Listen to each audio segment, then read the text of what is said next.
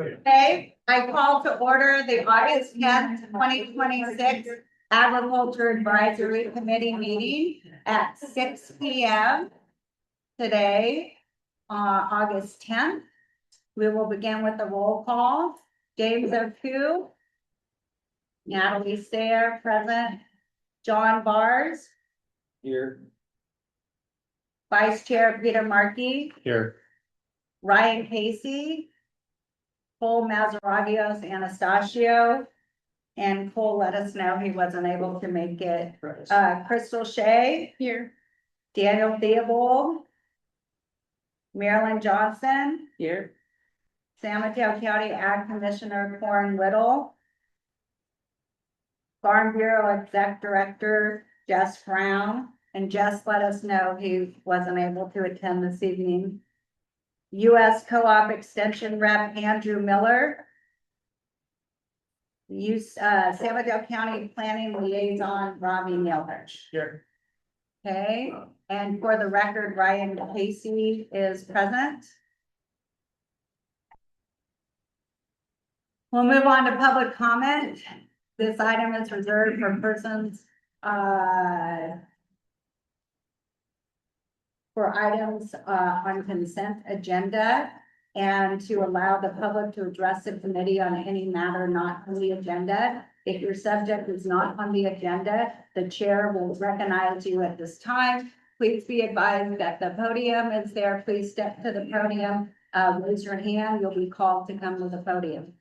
Carrie Burke. Good evening, everyone. Carrie Burke. Just want to let you know that this weekend in Half Bay, we're going to have the Caro Days. And so if any of you are interested, I know that there was a presentation made at the Farm Bureau. It's kind of interesting if you've never seen anything with the Mexican with dancing horses and all that. So it's gonna be good. And the other item that directly relates to the committee is the rural drainage requirements.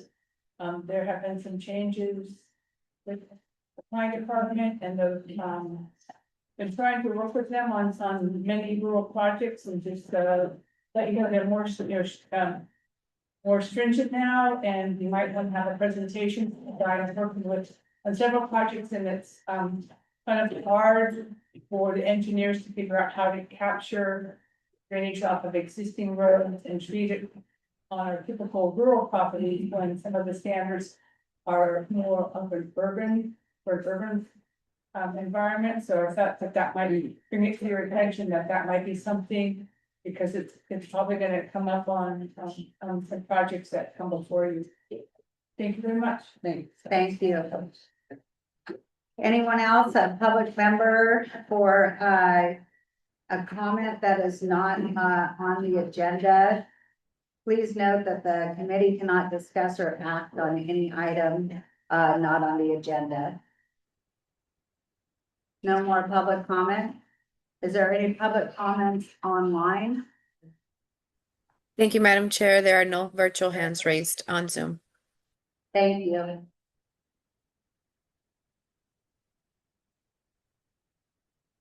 Okay.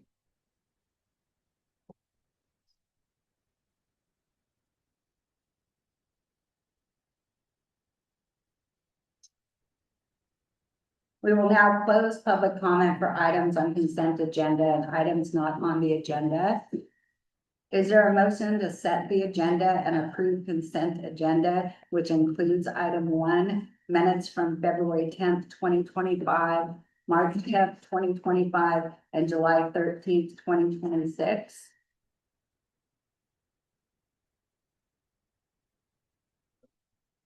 If in fact you've read the minutes, do we have a motion to approve those minutes from the committee?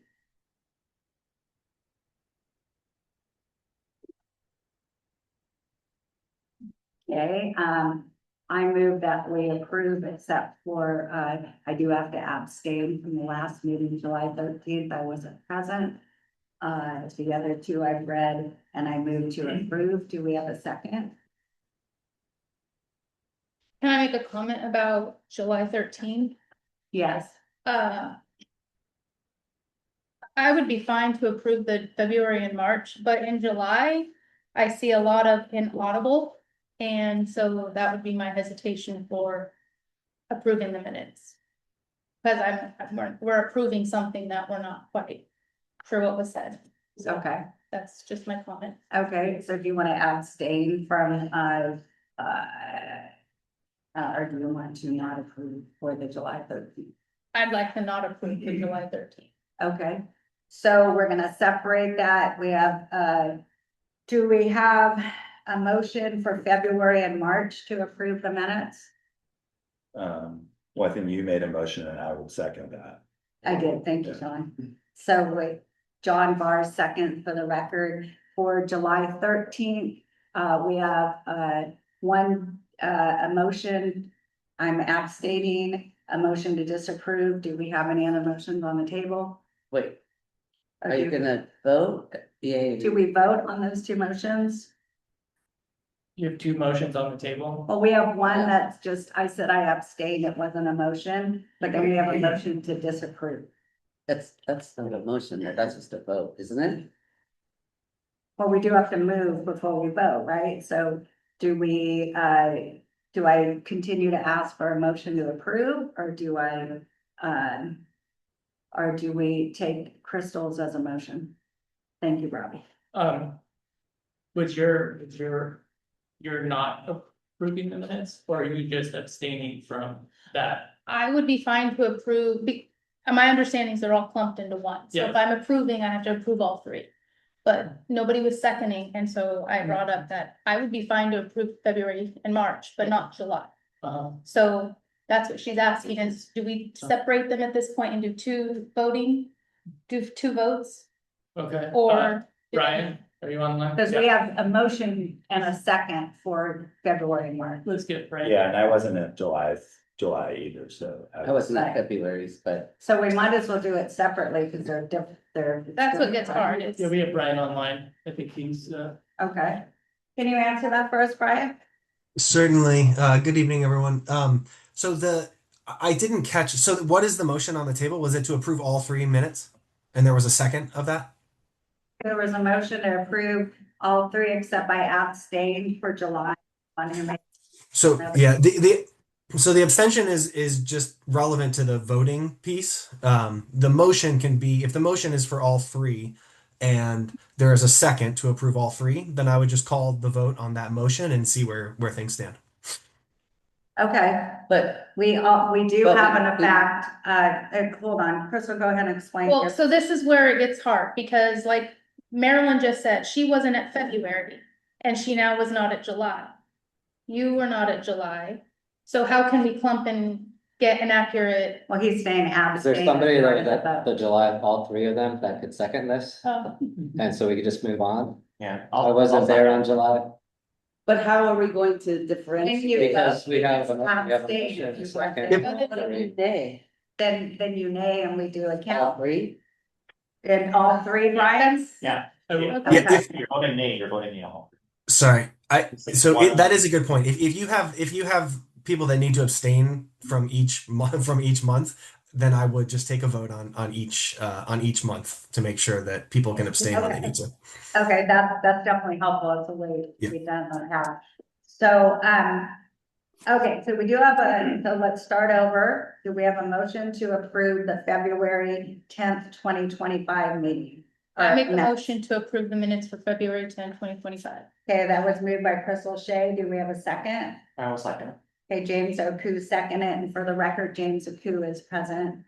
And all those in favor say aye. Aye. Aye, opposed? I need to abstain. Okay, and we have one abstain, so we have 1, 2, 3, 4, I 5. also approve. You abstain? I approve. Okay, so we have 5 approve and 1 abstain. And for the March 10th, 2025, do we have a motion to approve the minutes? I'll make a motion to approve March 10, 2025.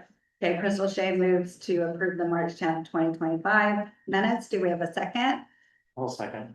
Okay, James Oku seconded.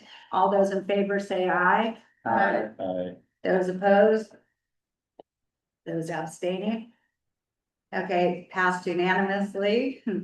1, 2, 3, 4, 5, 6 people for March 10th, 2025. July 13th, 2026. Do we have a motion to approve the minutes?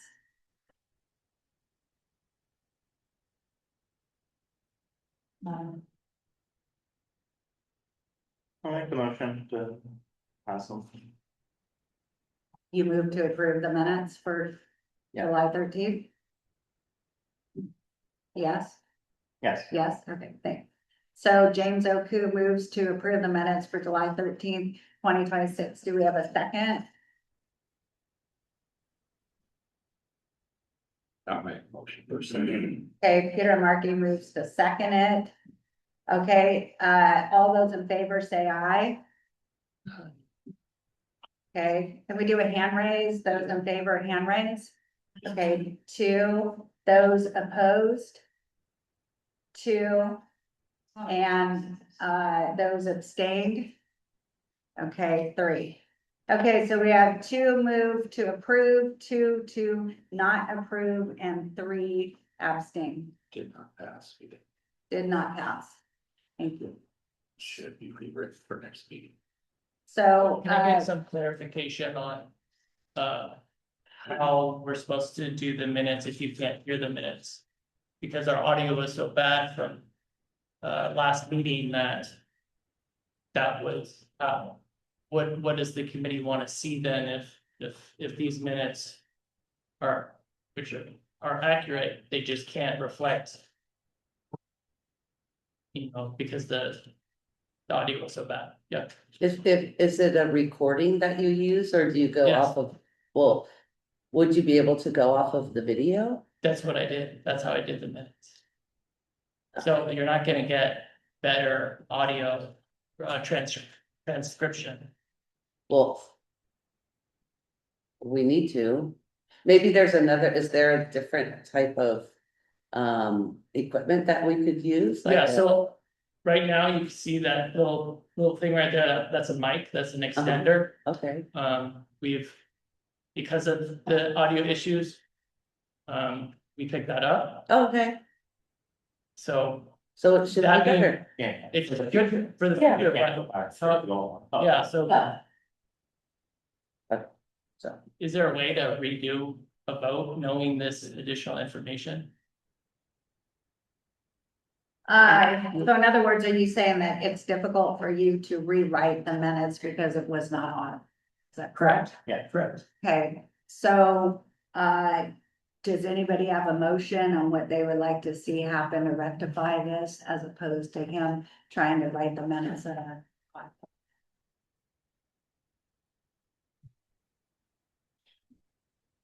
I wasn't at the meeting, but this isn't gonna change, like, you're not gonna be able to do better. And so we need to move on, so. we could just move on, they got a new thing. Do you Right. wanna, do you want? You did the best, there's technical errors, sometimes there's human errors, we could have. Well, I think secretary you taking did a notes great of job, errors. but I understand that you're asking the question, Robbie. So we just wanna, respect you and answer the question. As far as I'm concerned, I think, it would be fine to just move forward and try with the new equipment. But I wanna, see what others have to say. I appreciate your question, Crystal. Can I make a motion to just approve the minutes, just making note that the inaudible was questionable? Yes. And that would, and moving forward, we're hoping that this will be our solution. Yeah. That's fine. Okay, perfect. Do we have a second? I'll second. Okay, all those in favor, say aye. Aye, opposed? Okay, thank you. Any abstain? So that passes. Is there any other abstaining? I guess I. Which way? I wasn't on there. Yeah. So 2 abstain? I think three, nothing has to. Now, Hold on a minute. I'm sorry. So how many in favor do we have? Short answer. Okay, so we have 1, 2, 3, 4. Okay, opposed? Okay, abstain. So 1, 2, and John, 3. Okay. So we have 4 approved and 3 abstained. Okay, No opposed. thank you. No opposed. Passed. Okay, thank you. Okay, so now Do we have a motion to set the agenda and approve consent agenda, which includes item 1? I, I had a. James? I was hoping to have the report from Sophie about Stone Ridge on tonight's agenda, so I was curious, if there's an update on that.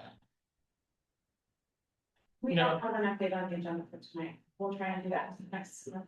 Yeah, it will be on that planning liaison report. Okay. When we have the update.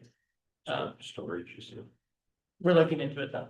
What did you say? The report on what? Stone Ridge. Stone Ridge? Stone Pine. Yeah. Don't mind, okay, thanks.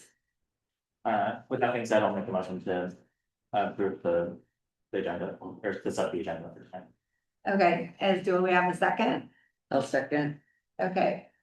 So Marilyn Johnson seconded. Thank you both very much. All those in favor say aye. Opposed? Okay, so the agenda is set and we will now move on to item 2, wells and domestic water systems ordinance update by Charles Ice. Mr. Ice, am I pronouncing your name correctly? Yes, Okay, it is thank as it's you. spelled. That is correct. The Director of Environmental Health, welcome. Thank you. Hello, committee, Chair and Vice Chair. I just said my name is Charles Ice. I'm the Director for Environmental Health, and I'm here as a return guest, if you will, for environmental health on a subject that was brought before this committee back in October. So this is an update item. There is a slide deck, and I'm sorry, some of you might have to turn around, but thank you, Angela. Basically, this, go ahead to the next slide. Basically, this is regarding the farm labor housing water program enhancements that were going out of the county's task force. Okay, so as a reminder, the county initiated a task force for farm labor housing that went around and did safety checks on a lot of farms out along the coast here. As it says here, 145 farm labor housing units were found. And when we had those tested for BACT at their taps, over 50% of them detected BACT, which is a public health concern. This is generally the areas where there are units of 4 or less units. So that fell underneath a regulatory framework. At the time, we got all of the systems back up to operating without testing positive for E. coli, which was great.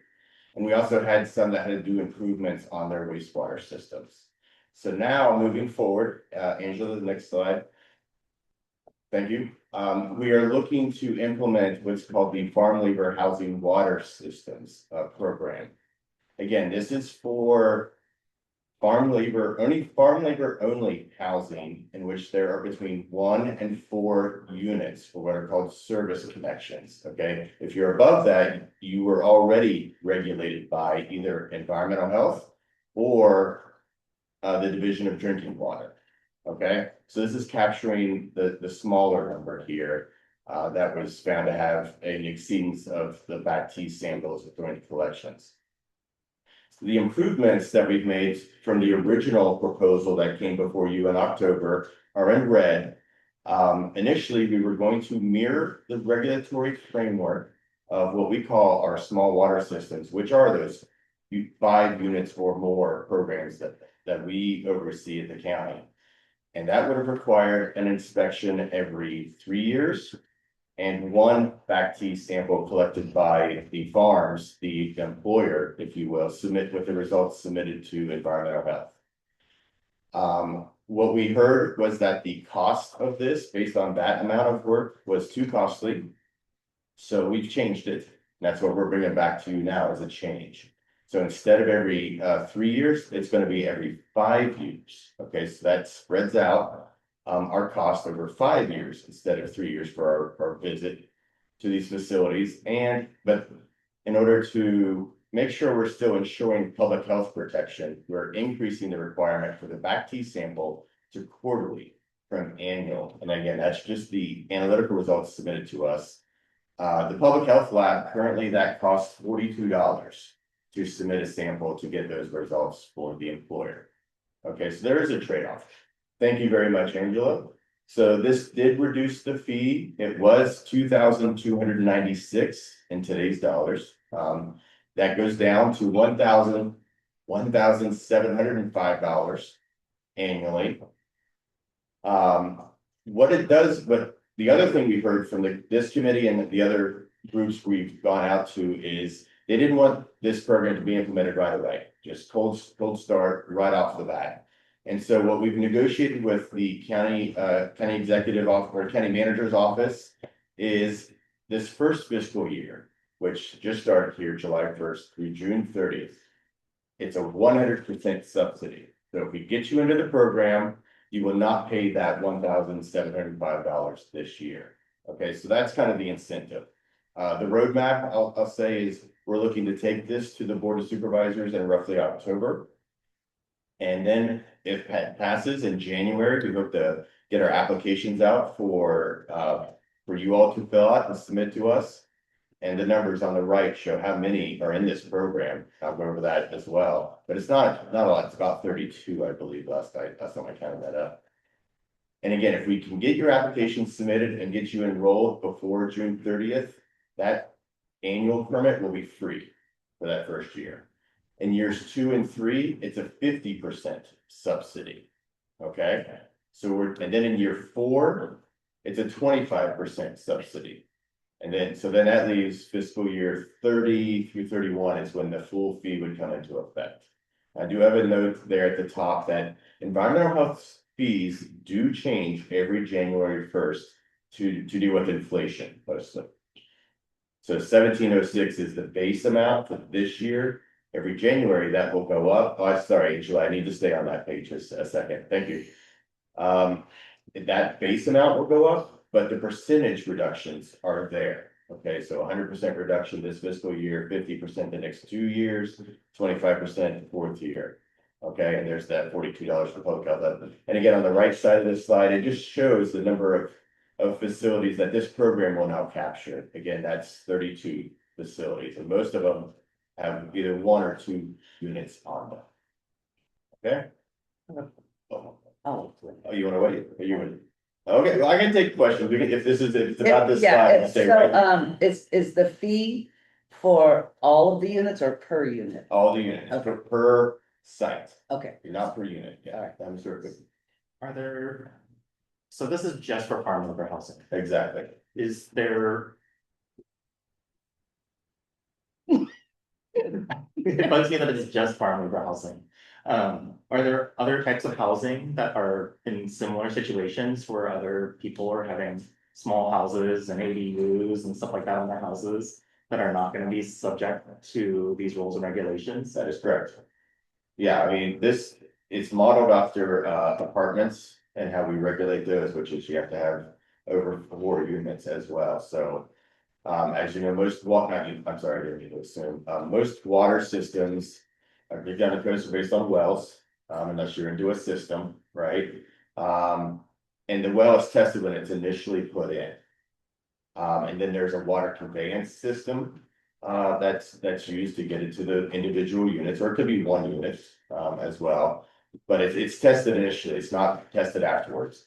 This is as a result of that farm labor housing task force, which did specifically test the farm labor housing and these units, less than 5, and found that a majority of them had that E. coli, which is your initial indicator that there's some contamination getting into the water supply. So we're just making sure we're protecting the farm labor housing with this program. Absolutely.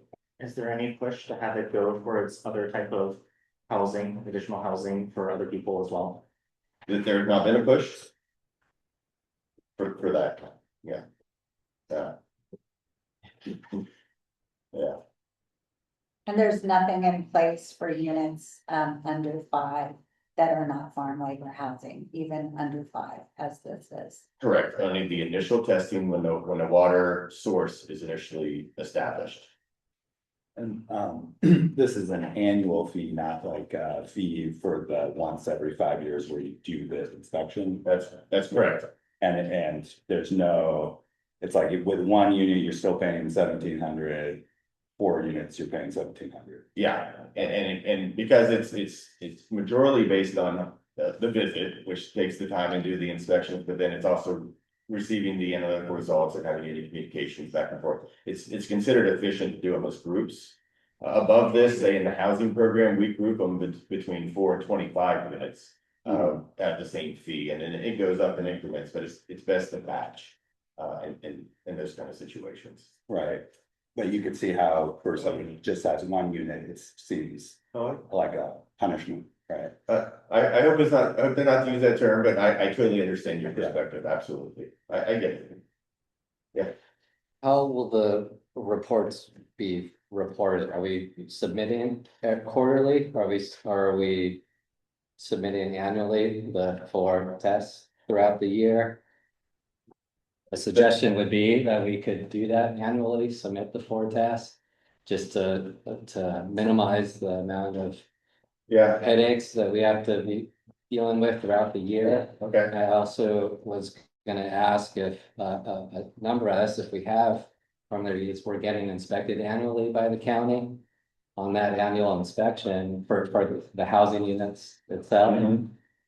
During that inspection, and that every 5 years be part of that inspection so that we aren't being or having to make more time of our lives for 2 different inspections. Right. It seems like it's along the same lines. I would guess your staff would be capable of doing whatever the 5-year test is. And also, what is the 5-year inspection gonna look at? Looking at the well, are they testing the water, what are they doing? Yeah, so several questions there. So in regards to the joint inspections, of course, we try to do that at any of these facilities where we have multiple aspects of regulation involved. So we definitely will try to group it to make it as consistent and intrusive as possible for you all. Let's see.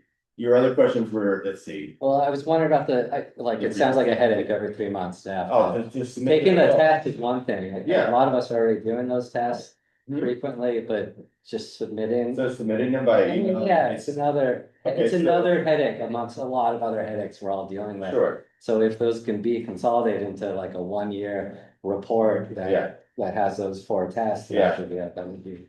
So I hear you on that. And so one thing I would say is your first test that starts off the year, if it has a positive detection, are you gonna submit that? Or are you suggesting submit that or only hold it as long as you get passings? Because we want to know right away. I mean, you can see the argument. Yeah, well, I mean, as somebody responsible for housing, it'd be something that you would. Please, members of the public, please be quiet in the background. Thank you.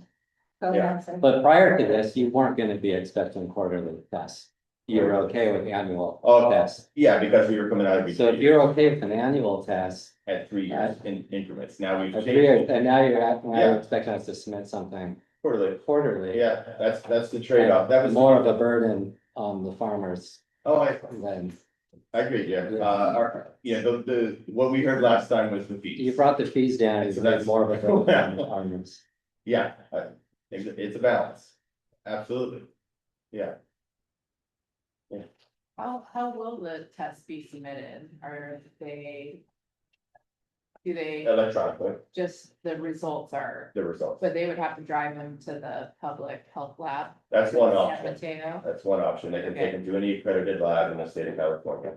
Okay, But and then they get the test results and then they submit them to you electronically. And those results aren't $42. That's a test, but they're shipping and it has to be done timely, packed in ice, and most of the labs are in Salinas. You have to send a driver or.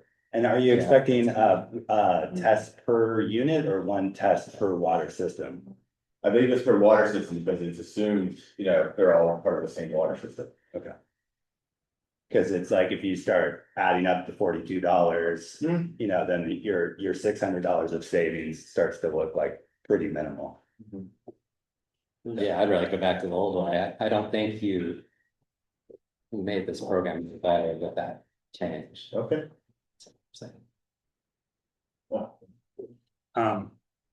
This is for 4 and under. How was it before when it was 5 and over? What was an annual testing? Yeah, annual testing and then once every 3-year visit is the cadence. And then you once every 3-year visit to visit on site. Mhm. And it's still gonna be, next question. I, like he was saying, like the old wood there. Next question is that, each time this came up, you guys always said if you were under the state jurisdiction, you guys not gonna touch it all, it's the state's taking care of it, that still Yeah. holds true. Yes, it does. Okay. And, Ryan, I would like to hear more about your opinion of how it was before, how it's a little better than the changes now, if you don't mind. I personally, would much rather pay more to have, less, be taking up less staff time to do these tests and to be submitting. You know, we're all under so many different regulations right now, and it seems like a little thing, but every little thing that you add just layers on to all these different things. And it's hard juggling all of it, and, I would much rather pay more to just have one big headache once a year or 3 years than these frequent. And Yes, that's why we're here. We want to hear this feedback, absolutely. So I understand that, and I'd be looking for some guidance, if you can, from all of you, if that's possible at the end. On this exact issue, because that's why we're here. And next question. Yeah. So is this change, less than 4 is gonna be the same as, more than 5, or is it a little different? It's a little different. Initially, you proposed it to be the same. Yeah. And then the feedback we got was, the fee was too much, and so we changed it. So it deviated from if you have more than 4. What is it more than 5, the regulations for more than 5 right now? What are the regulations? Yeah. Well, it was what was explained before, which is an inspection every 3 years. Yeah. And then annual sample results submitted. And would you like that with less than better, Brian? Yeah, that sounds way better. Yeah, especially if that annual thing is rolled into our existing inspection. Yeah. Or just an every 3-year inspection. Or every 3rd year, that'd be part of that inspection, and then annually submitting a report. That sounds. Yeah. Okay, so, you can proceed with the presentation, and then we'll continue with questions throughout, if that's okay with you, and then later we will have public comment on this item. Go ahead, Mr. Rice. Okay, we'll move on to the next slide, Angela. Thank you very much. So in order to bring in farm labor housing, we have to make some changes, and that's what the agenda item is, about the wells ordinance and the water systems ordinance. I'm also mentioning that we already made a slight change to what are called the on-site wastewater treatment systems manual. Okay, so the manual is companion to the ordinance. And what we did is we incorporated reduced sizing where it no longer requires a 3-bedroom design standard, because we're seeing a lot, well, obviously farm labor housings have, some of the units were down to 1 or 2, so less than 3. And it also puts it in line with, I believe, the ADU standards that are coming out, because those ADUs will not obviously have 3 bedrooms as well. So there was already a change made into the on-site wastewater treatment systems manual, and that was already published on our website in October. Okay, and it was for the reduced number of bedrooms that this farm labor program will have. Okay. Just for your all's awareness, and this goes beyond farm labor housing, that second point is, we are also aware of a lot of requests to look at the broader on-site wastewater treatment systems ordinance. And so we are currently going through a request for proposal to get a contractor to come in and kick off that full public review of that ordinance. Okay, so we're still in the initial scoping phase of that request for proposal, but we hope to get it satisfied with the contractor soon to move forward in approximately a 13-month time frame. Yeah, I thought we were just talking about drinking water, so we're talking about wastewater. Well, I didn't mention this because it comes into play if you have farm labor housing that might have only 1 unit or 2 units. So I'm just mentioning that change that already happened. This is just letting you know. I think the next slide, yeah, the next slide, we'll talk about wells and the water systems ordinance that we are going to be proposing in October to the Board of Supervisors. Okay, that's the point of the agenda item, absolutely. So the main thing is we have to adjust both the wells and the water systems to clarify various aspects of construction and activation, destruction, all of those kind of things. And incorporate, revised language from the California Water Code. There's also the Domestic Water Systems Ordinance. And that talks about, as it says, domestic water systems, and it combines the requirements of those three types. So state small water systems, those are the ones that environmental health already oversaw. Farm labor housing systems, which is what we're talking about. And then local water systems are the ones that the state regulates, that you had asked that question about before. Okay, we sent out red line versions. I think they went out today, in fact, so they should be getting distributed through various channels, through the Farm Bureau, through this commission, as well as PMAC, and anybody else that we were aware that was interested in these. We sent those out today, or yesterday, I believe, in fact. And again, we're targeting October, so we have several months that we can receive comments on these proposed changes, not only to those ordinances, but to the program overall, as has been stated here. The Okay. forms were provided to this committee, or they will be to provide feedback? They will be. I think we sent them out. I don't know if they went out today. Robert, did they go out today? Everything, the red line versions? The attachments we sent, did all of them go out? No, I didn't. Oh, through the committee, I okay. can send those out. Okay. If that's Yes. that was the intention. Yes, Okay. yeah, so, okay, sorry. Yeah. Robbie, you can email those to the members? Sure, sure. Okay, thank you. Mhm. So what are the changes for wastewater then? The wastewater one was to allow the incorporation of a design standard of less than 3 bedrooms. And what's that mean? So that just means we have to assume there are gonna be enough people there to fill those 3 bedrooms, and so you need to size your tank system and leach field to accommodate that amount of waste produced by that number of people. And when you have ADUs or farm labor housing, you're necessarily gonna have less than 3 bedrooms. So there was a slight change to allow a smaller design standard in those very specific cases where there's less than 3 bedrooms.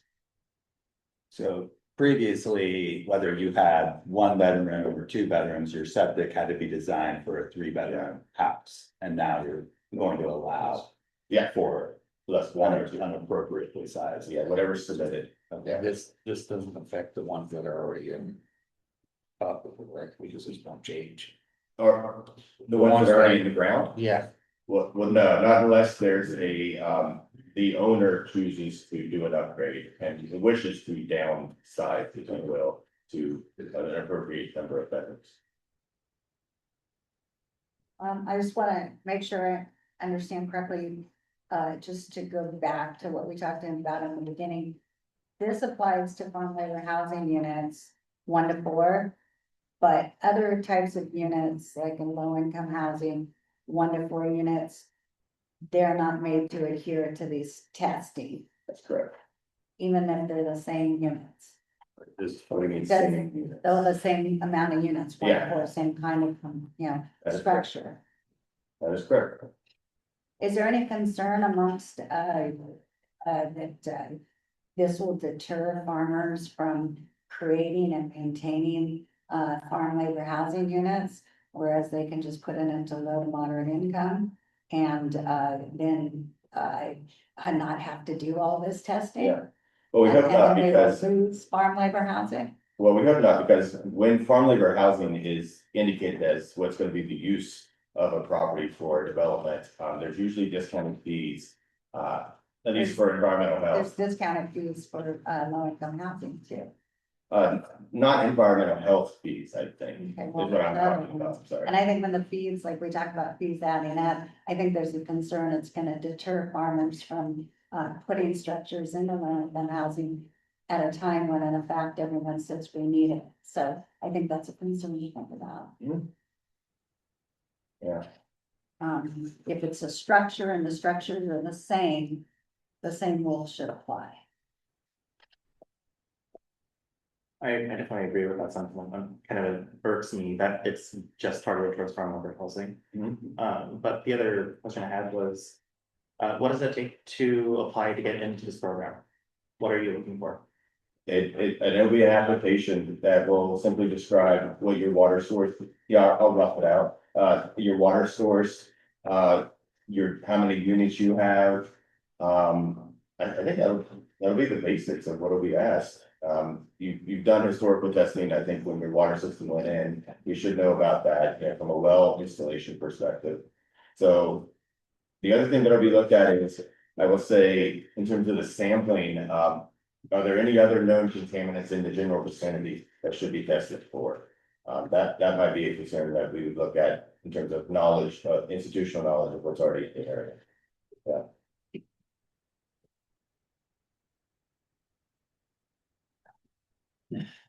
Thank you. Is there any more of the presentation? Yeah, we read the questions slide. Thank you. Is there any more questions or input from the committee?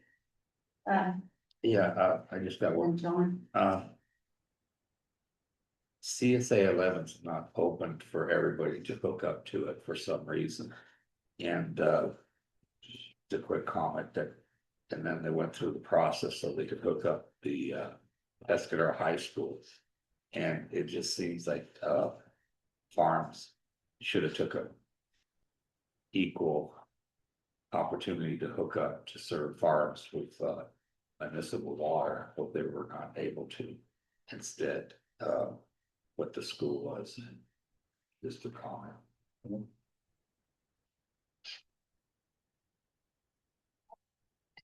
Thank you.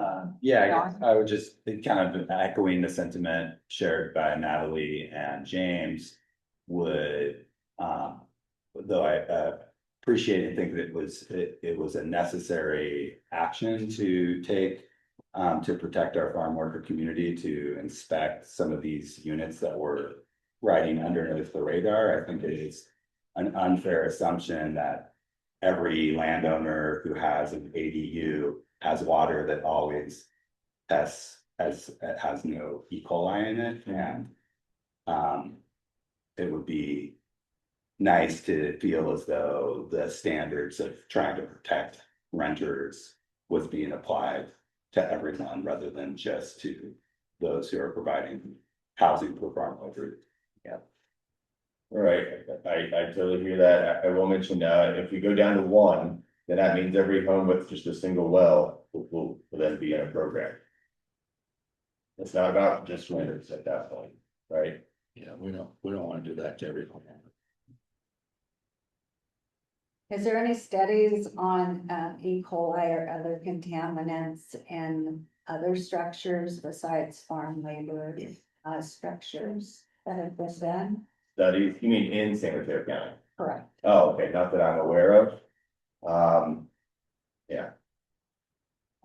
It's concerning because I would assume that given similar water sources, that they also have contaminants as well.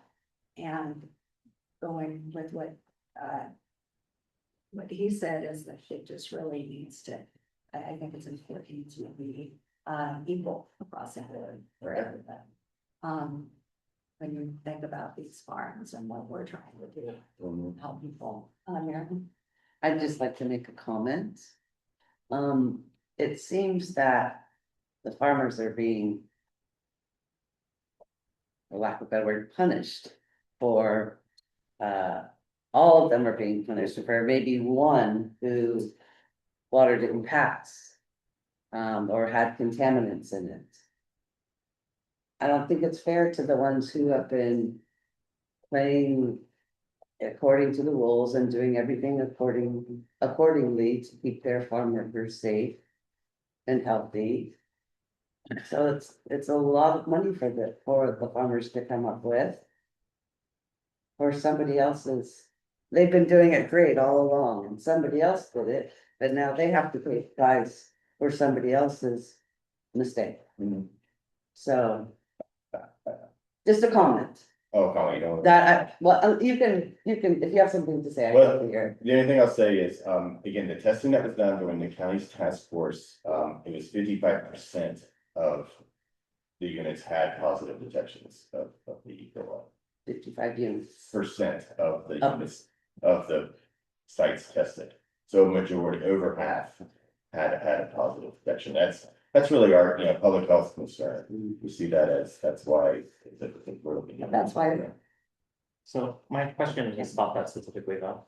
Of that 55% that were found undrinkable water or having concerns, Mhm. how many of them were already enrolled in the farm labor housing programs and being inspected? What, again, the farm labor housing program is for 5 units and above, I believe. And so this was in this 1 to 4 target area.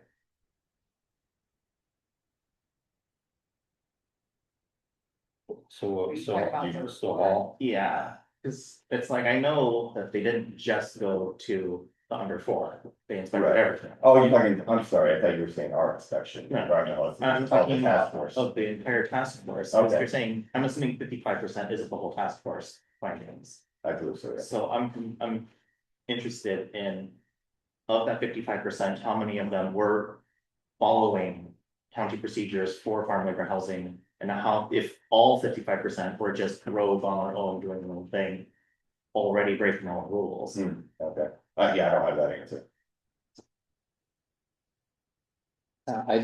It seems like the ship has sailed. You've found that people weren't providing clean water to people, and obviously the county has to do something about that. I really encourage you to try and figure out a program that is the least burdensome to farmers and as affordable as possible, and to really think about how you can streamline that within your county program and how it can be streamlined from our end too.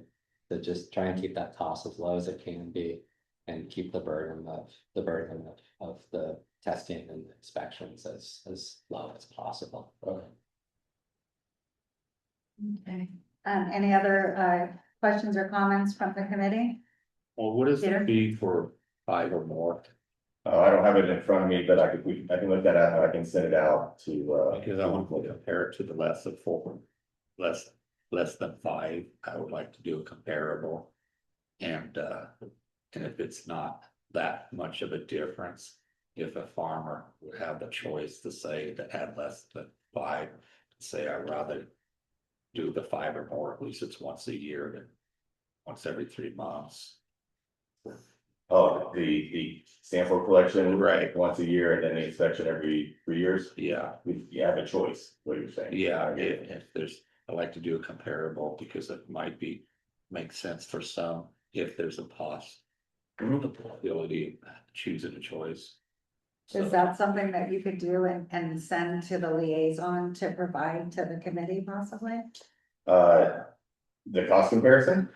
Of the more than 5 units versus 4 and under? Yeah, get a cost comparison. Yeah. Oh, yeah. Cost and propose the way you're gonna do it on the 5, less than 5, and what it is more than 5, so we could have a comparable. Okay. So we'd see if this, hey, this makes more sense, it might cost a little more, let's just do more. Or can we have a choice? So one farm might say, I want to do this way, one farm, even though it's less than 5, opt to do the more than 5, even though it costs a little more because you're not. It's gonna be annually instead of every 3 months, yeah, quarterly. Okay. So that way we could analyze it a little bit. That might be helpful. Yeah. I thought it was gonna be the same, no matter how many units you have. Between 1 and 4. 1 and That's the 4, proposal, okay. but that is different, we are proposing here we brought here today a different proposal than what 5 and above has already. That's what we first came here back in October, was the same as the 5 and above.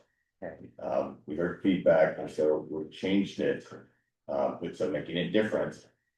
And now we're hearing, more feedback that we're going to be trying to address. Okay. Thank you. Thank you very much. Thank you. Any other comments, concerns from the committee, questions, input? Okay, So, so, okay, just a minute. Public, Yeah, I know, just a minute, thank you. Okay. Thank you, Mr. Ives. We will now close, we will now move on to the public comment for item number 2. Please raise your hand and you'll be called to the podium. Okay, Mr. Burns and then Carrie Bird.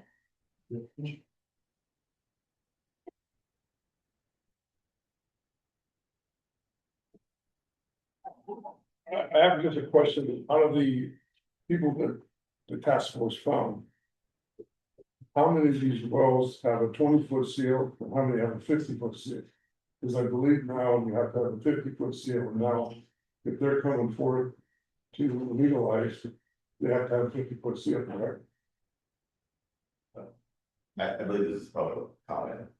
It is, but, you can answer the question. How would you like to do that, Robbie?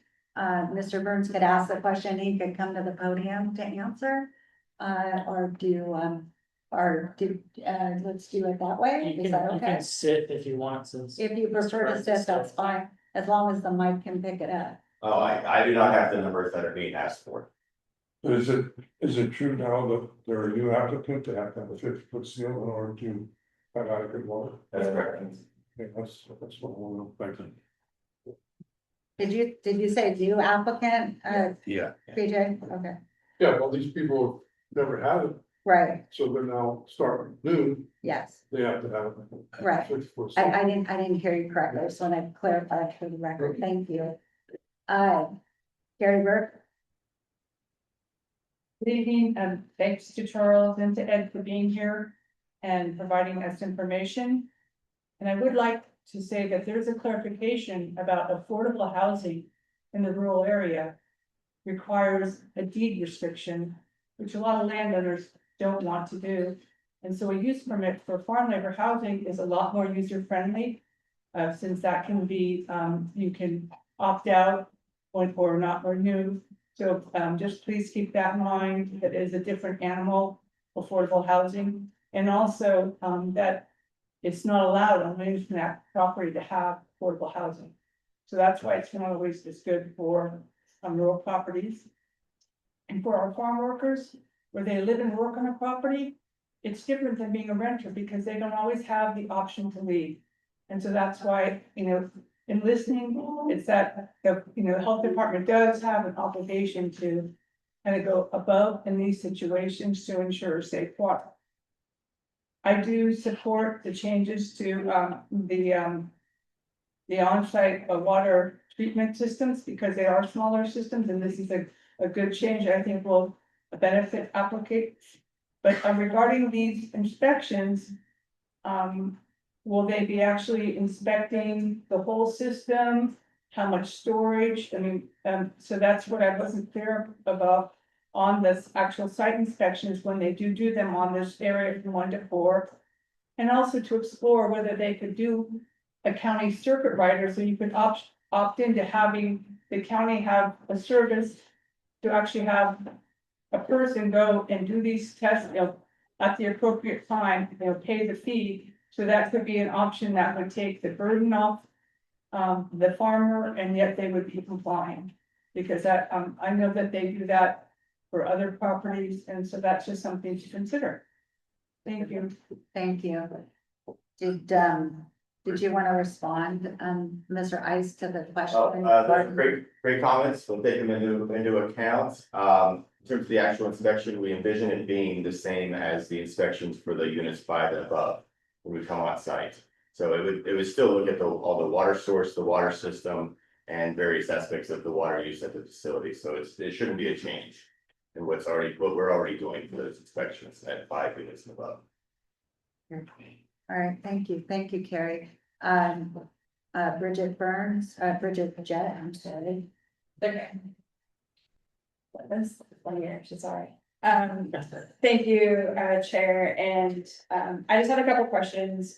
One thing, I am in support of it to a certain level, but regulations like Mr. Casey mentioned are just gouging us like crazy.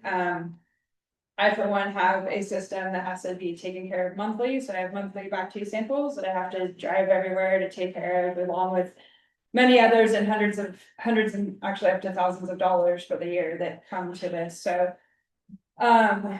I appreciate and understand your frustration because I am dealing with it. In fact, just this last week, I got a notice that I have to do, now we have to test for 5 and above PFAs. If you don't know what that is, it's plastics in your groundwater, because I'm sure there's tons of plastics in there, I don't know. I mean, the pipe that comes out is plastic, but I can't, the regulation that I have to do for this is I can't shower with any fragrance 2 days before. I can't wear any new clothing or anything that has a synthetic, which is like everything everybody wears.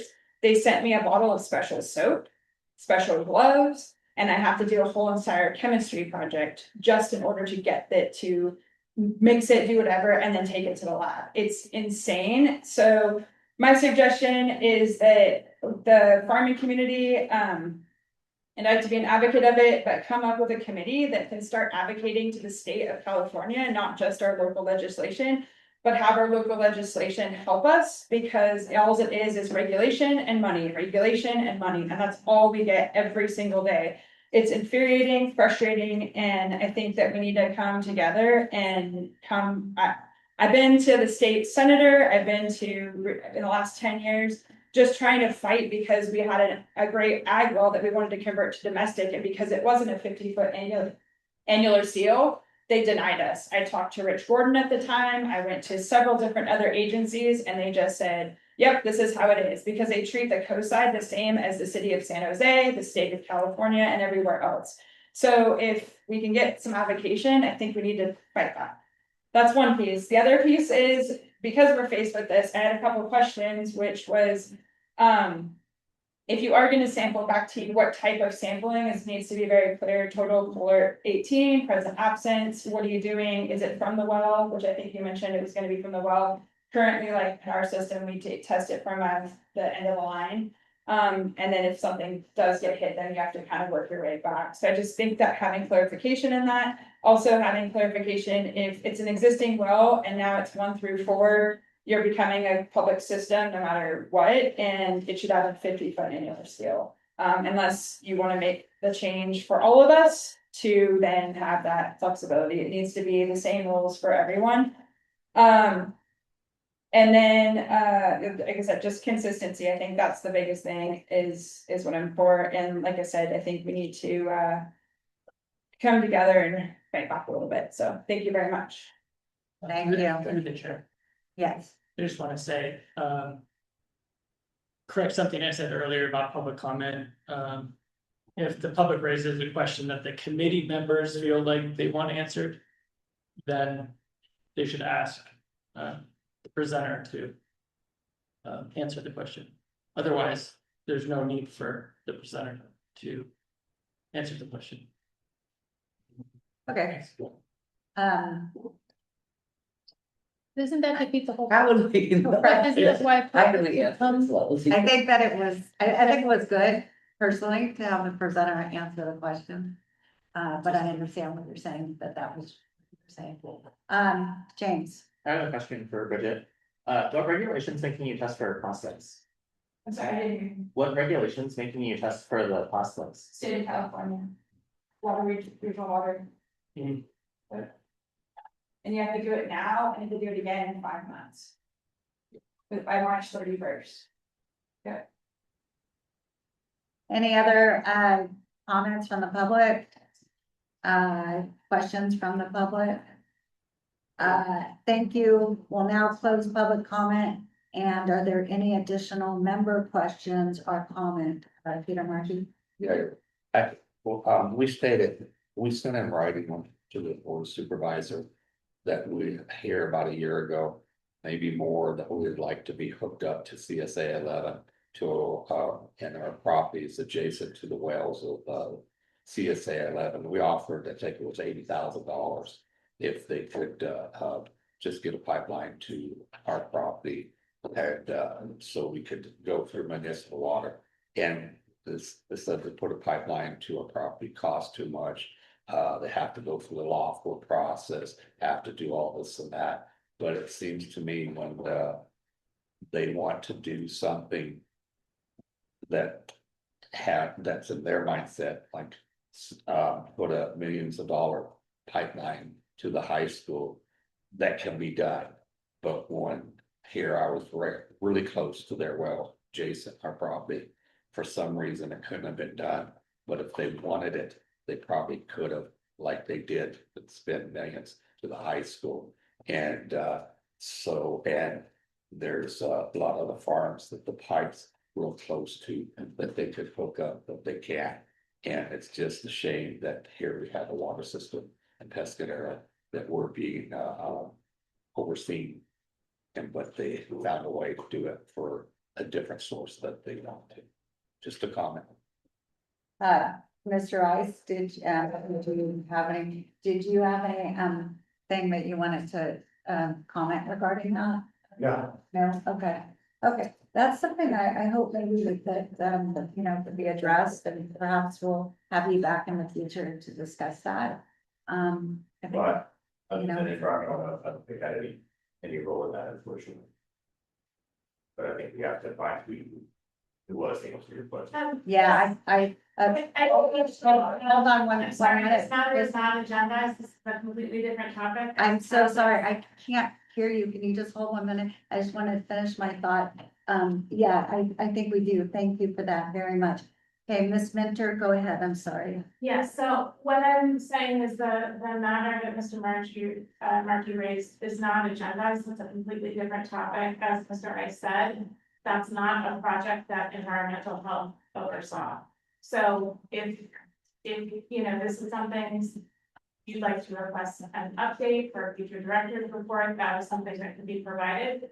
But it's not within the scope of this item, it's not agendized, so we cannot discuss it. Okay, go ahead, Peter. I thought we were talking about water sources for farms. Yeah, And I felt that fell into that category. That's why I mentioned it. I think it was And quite if- productive. and if it wasn't, it wasn't. Yeah. But that just give you my justification. It was quite productive because you had said that you'd look into see who we would talk to, and that's good. And the water sources, like you talked about the different testing for the water sources. So then when we see water sources that aren't accessible, when in fact farmers could benefit and these farm laborers could benefit from, then that makes it relevant. So thank you though. Okay, next. We will move on to you, Sophie, for the item number 3, the AAC work plan by Sophie Mintier, Assistant Director of Planning and Building, staff presentation. And please let me know if I mispronounce your last name. Oh, no, you're good. All right, good evening, everyone. Thank you. So I'm going to be bringing everyone up to speed on sort of where we've been with this work plan and the draft we have currently. So if you recall, the bylaws state that an annual work plan is to be created or to be updated. And we started this process in May with Debbie Schechter, where we kicked off with a lot of brainstorming and discussions from the committee members about what they would like to see on the work plan. We continued that work in June. And then at the end of the June meeting, we formed some subcommittees to kind of group the items together and then have members of the subcommittee further develop the work plan items. Then last month, the subcommittees identified work to refine some of the goals and presented them out to the group and staff for discussion. And I know some people were not, some members of the committee were not able to attend last month. So I'm going to recap like what we came out of last month with. And I'll provide the staff sort of recommendation on whether that's a good fit for our plan. And then I'll present sort of the proposed draft for the work plan and ask the committee if they'd like to approve it. Okay, so the first subcommittee was focused on community engagement and coordination. And this was Crystal, Natalie, John, and Corin. And the first goal was provide time at AAC meetings for local farmers in the county to present their needs, skills, and ideas. So we think that this is a great work plan item. It is something that the AAC has done in the past. And we recommend maybe putting in a target of maybe you want to ask 3 to 4 farmers annually to speak at meetings, but that's up to you. The next item is improved cooperation with SMC ag-related organizations such as Farm Bureau, RCD, County Planning, Mid-Penn, etc. On this one, I think what we need to hear from the committee is whether this is really about communications. Like, do you want to have regular updates from these groups provided to the AAC at their monthly meetings? Do you want to be providing updates back to those groups? Or is it more about working on projects together and actual more like collaboration around projects? So we'll need some clarification from the group on what that item is really about. The third item is promote our new agritourism guidelines.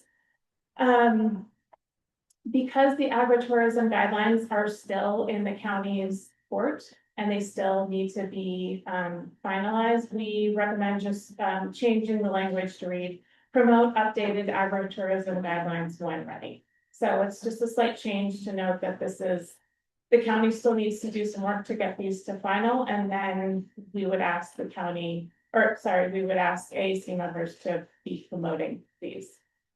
And if I could just get through these and then I'll take questions and discussion. Okay, next group was provide input on county policies. So this was James and Peter. The first goal was to listen to county presentations. From the staff perspective is that this is a requirement of members of the AAC and every other board and commission. And so it's really probably a better expectation for the group rather than a work plan item. The second is analyze the packets ahead of time. We recommend that this similarly is best used as an expectation for members rather than a work plan item. The third is reduced discussion and more decisiveness.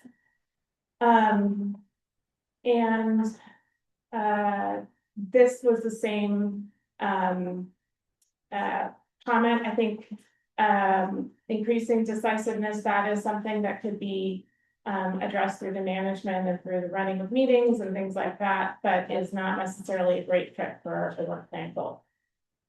Okay, and then moving on to the next group.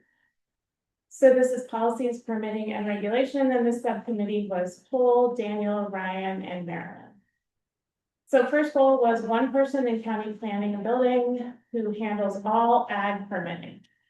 So we recommend removing this because it is not feasible for us in county planning to identify one planner who does all the agricultural permitting. There's too much of it, and it would create a bottleneck and also potential vulnerability if the one person we identified were to move on.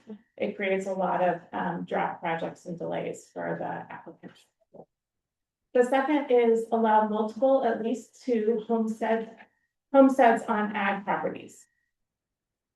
Our recommendation here is, in order to make this more actionable and within the scope of the AAC, we suggest that the AAC could develop a memo to send to planning and building and to Supervisor Mueller that identifies the specific regulatory burdens and barriers to farming viability, such as limitations on multiple homesteads. So we think AAC members, as we've seen in the previous item, there's a lot of very detailed feedback that you all can provide about where regulations are especially burdensome or not viable. And the best way to move something like this forward is for AAC to sort of put this information forward in memo format to our department and to the Board of Supervisors And that is probably the best way to frame that. Next slide, please. Okay, allow pop-up farm stands only when produce is majority SMC grown. So here we recommend revising this to review draft farm stand guidelines and promote input on final guidelines. Our department is still working through the farm stand guidelines to address this. Our target for getting this done is this fall. Having something to share with AAC this fall. So again, we would recommend that we get that back to AAC and that this item then becomes AAC reviews those farm stand guidelines, provides input, and identifies any changes they'd like to see. And then the next item is allow farms to have RV park infrastructure to allow farmers or SMC farm workers to add RVs or tiny homes. We believe that this is better addressed through the LCP amendments for our farm labor housing streamlining that our department is working on, and so we recommend moving it into that package. Okay, still in the same category, the same subcommittee, audit Moonridge to ensure use for farm worker housing. We recommend removing this item. Audits are not within the scope of the AAC. That's not something AAC members would have the capacity to do, or any sort of advisory committee is really positioned to do. However, planning and building can provide an update as part of an upcoming planning liaison report. And then finally, create a county policy to ensure a percentage of produce sourced by county institutions comes from SMC growers. So we think that this is a great fit for the work plan and recommend some revisions to make it more actionable.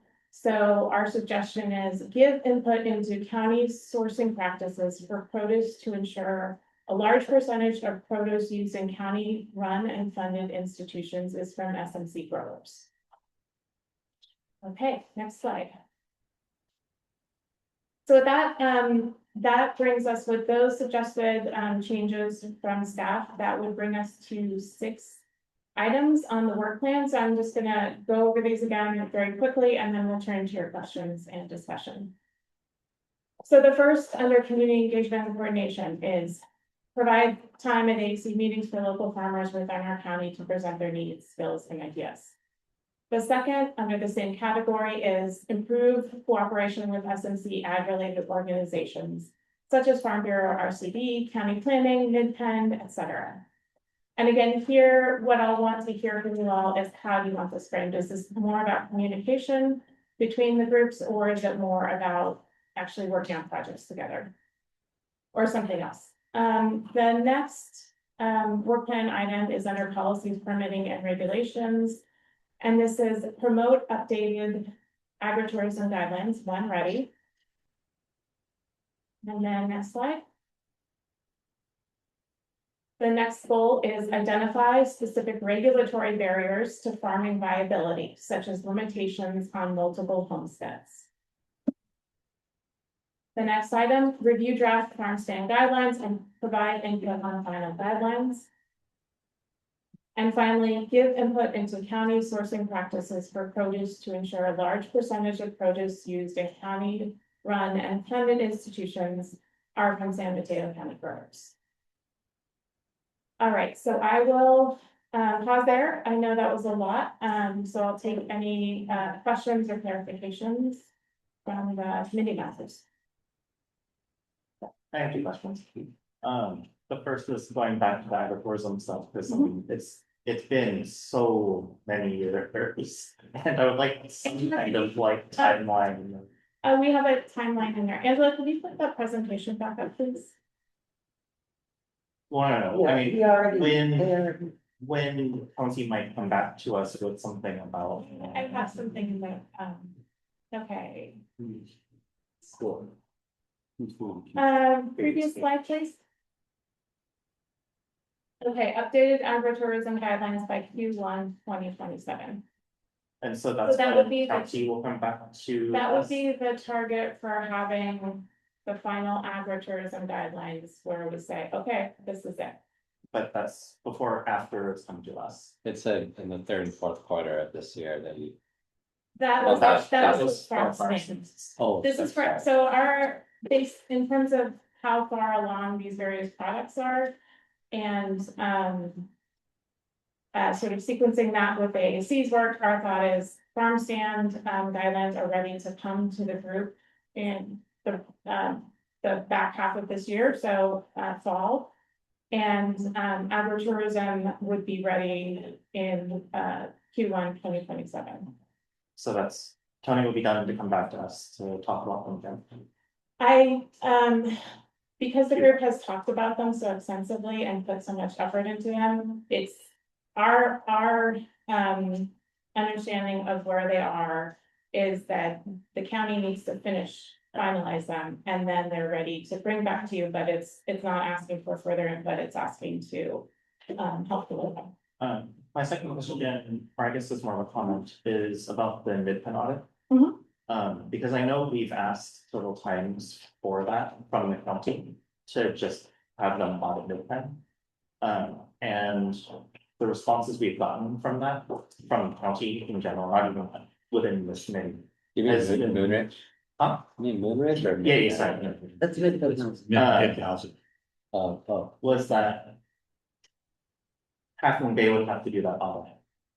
And then when we talked to Half Moon Bay to do the audit, they said the county would have to do that audit.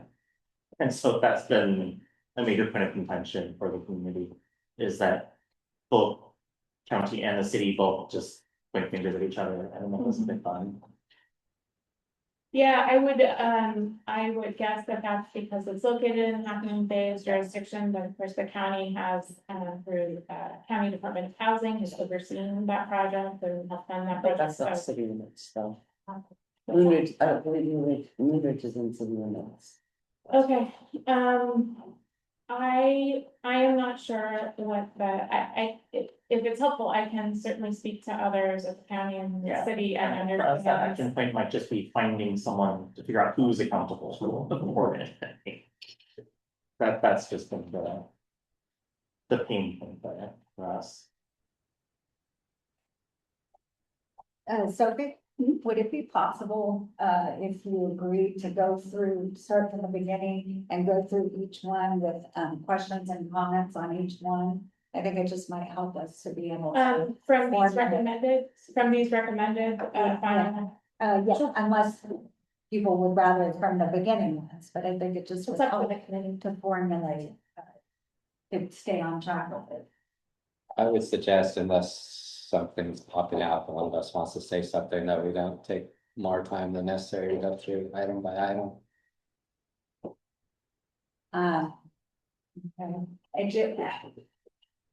Crystal, go ahead. I just, maybe we could go item by item and we only talk about it if we need to, because otherwise I think we're not gonna be able to stay on track with the questions. I wrote copious notes, so I might be able to. Crystal? So my two comments, questions, concerns, kind of piggyback on James. I know the ag tourism was discussed and talked about way before I got on the board, and it sounds like it's been years.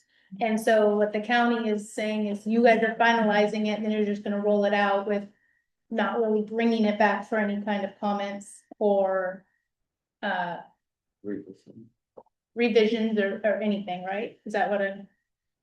That was the staff determination that we had, again, the county or the committee had worked on this pretty extensively, some years ago, and that the ball was in the county's court to finish it up, and that. So That is what made the most sense. Can I make a request that because a lot of us weren't on the committee when you guys were discussing that, and it has been so long, that the county bring it back to the committee before it's rolled out, just as a refresher to make sure that it is exactly how the AAC wanted it. Or all their comments or suggestions were taken in consideration before we roll it out and start promoting it. I think that that's reasonable, so, I would recommend, we change that goal to, review updated agritourism guidelines and promote when ready. Would that suffice? I would be down with that, because I know it's been discussed a lot, but I have no idea, so. That was one, and then second, so James is not wrong when we've asked and asked multiple times for audits, and it keeps getting pushed back and forth of who takes ownership in that, and I think it's something we'd all like to see. Robbie? Yeah, I would just like to suggest that we also add for indicators of progress, and we also add, instead of Q1, it would turn into probably Q2. That's just to add Q2 in there. Just seems like when we're going through.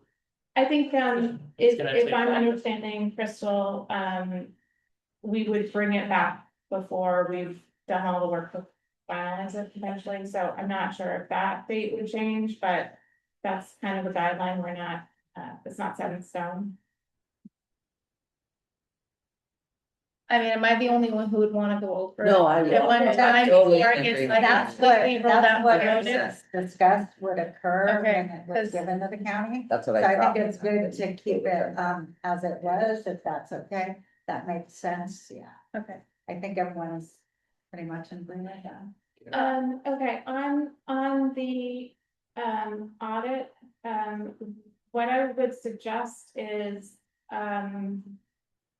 I think that we could provide a report in the liaisons report about if an audit were done, which agency would do that. But in no way can we sort of commit to anybody actually doing an audit. That's not something that our department or potentially even the county is going to commit to. So I just want to set expectations, and I would recommend that it's not part of the work plan. That it be part of what we bring in a future liaison report, that information about who would that be, who would that sit with? Because it's not something that AAC itself can move forward. So that's what I think is probably most appropriate. Okay. Perfect. Yeah, we can get it when we get the is it Stone Pine Center? Stone Pine. I don't know. What cove? I don't know what it's called. Stone Pine Cove. Stone Pine Cove, update. That would be fine with me. And then I have another question on the farm stands. Is that, Next slide, please, Angela.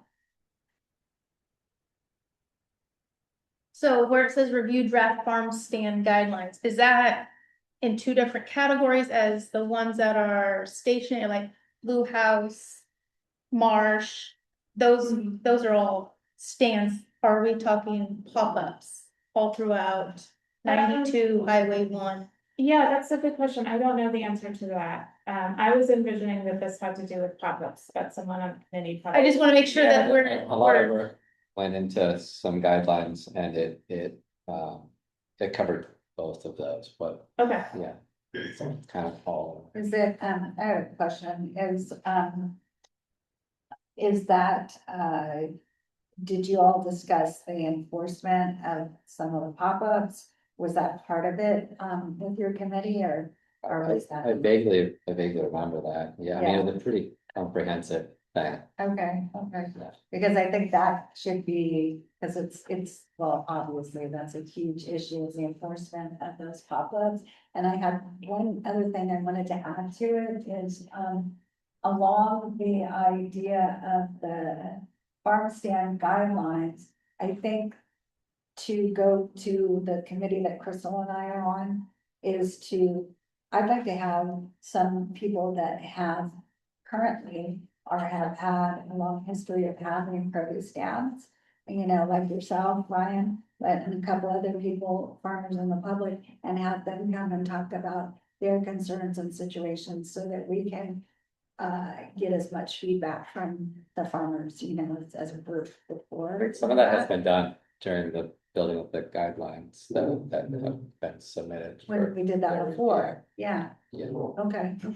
Well, I'm just thinking in terms of our speakers that we put up with us, that might be a speaker, but if you think that's not gonna be needed, you know. I guess my biggest concern was I don't want to put all these limitations on our on on the pop-ups that are going to hurt are more legalized ones. Well, I don't you know. can't put limitations I mean, because I the don't wanna hurt the pop-ups guys. are gonna do what they're gonna do anyway, and the only people are gonna hurt, it's gonna hurt the people that are doing it legally, and that's what you're saying. I just don't wanna make sure Yeah, that they're of not. course. Yeah. And I'm looking, I'd like to see from farmers, Ryan, you included, that have produce stands, and Peter, because you have one for, what, 32 years, just, what is it that you need? Do you know what I mean? Not just, okay, these are the guidelines, these are the regulations, but what is it that you need? Because we already know that you need produce a little bit from other places because. to Yeah, draw that's people all, in, that's all in, things like, like we've that. gone over a lot of stuff, it's all in the Okay, guidelines. so and what then when we've you do the suggested. guidelines, it'll be. In terms of the pop-ups, I think we were talking about people like set up on the side of the road. Yeah. Yeah. Yeah, we've brought that up in this committee before, and Corin has explained that it's they're existing in this gray area that is kind of under like agricultural things, but it's also like a highway patrol thing. Mhm. There's a, There's- there's a, like an agenda item, separate one. Yeah. I think it should, we But should. it's almost a different agendize thing it. than the farm stand Yeah. guidelines that we gave. They're a whole other issue. Just Yeah. making sure Right, that we're we're just gotta talking about make two sure. different things. Yeah, Same farm and I stands, think when we're we not- look at that too is, if our goal is to advise the county, we don't want to be in a position that somebody is getting hurt or injured, sick, possibly very, very badly by even if one of those pop-up stands and it wasn't enforced. We didn't ask for that enforcement. We didn't say, well, how can we make this happen? So that's just something we should address. So too, yeah. Peter? yeah, couple comments, so whatever we work on, produce stands, agritourism, I wanna make sure we don't take away what's already existing. Right. And the forest pop-up stands, there's an ordinance that they're breaking, that county ordinance that's not being enforced. Right. Sophie, did you want to call? I don't want to take that away if you. Marilyn, do that. And, Marilyn? Go ahead, Marilyn. Okay. I just wanted to, I believe that we did a farm stand ordinance, work on a farm stand ordinance years ago.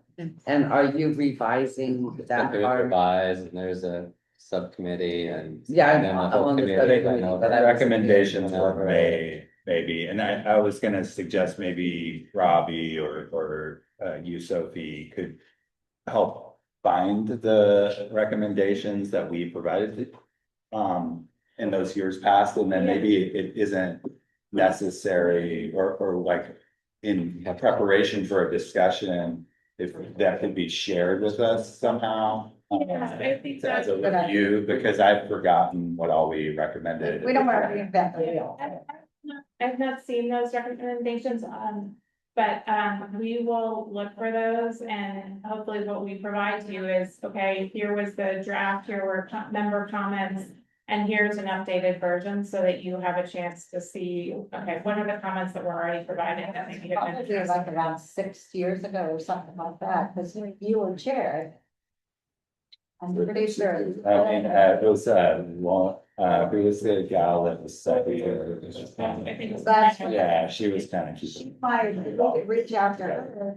she's not on their staff anymore, but Summer has kept track of that. Oh, no, you're thinking of Florida Silver. I'm thinking of the woman who's on the. Yeah, she was on the committee. But, Oh, okay. if anybody has her contact info, and I can look and see if I do, let me know, and we can reach out to her. She probably still has her notes.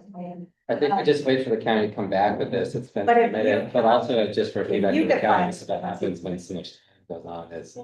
We have Yeah. new members, and then it's like, we're starting all over again. And I have one more thing Okay, too. so, Sophie, I'm gonna let you take. Oh, yes, they're Mike's both been waiting, yeah. And I'm not quite sure about the homestead Oh, so that was, Yeah. Angela, did we go to, I think that, oh, I see it, never mind, it's on Yeah. the slide, so. Yeah. That was as, an example, that was an example that Cole gave last month, of this is an example of a regulation. That makes, makes running a farm really difficult, like if we were allowed to have multiple homesteads. On properties, that would make it a lot easier to have multi-generational farming families that, pass it down, et cetera. So that's it's an example, so that's why it's stated as such as. So is he basically saying like, okay, where if you can have like say you don't have the density credits, but you could still, but if it's gonna be for multi-generational family, it wouldn't take up a density credit or something like that. I mean, there's like, is that the kind of caveat that he's talking about? Potentially, so it's not so much about that specific example, but about. Members going through and sort of pointing at things and saying, here's why we can't do this, and here, this is a problem for us, and what could we do to change this, so.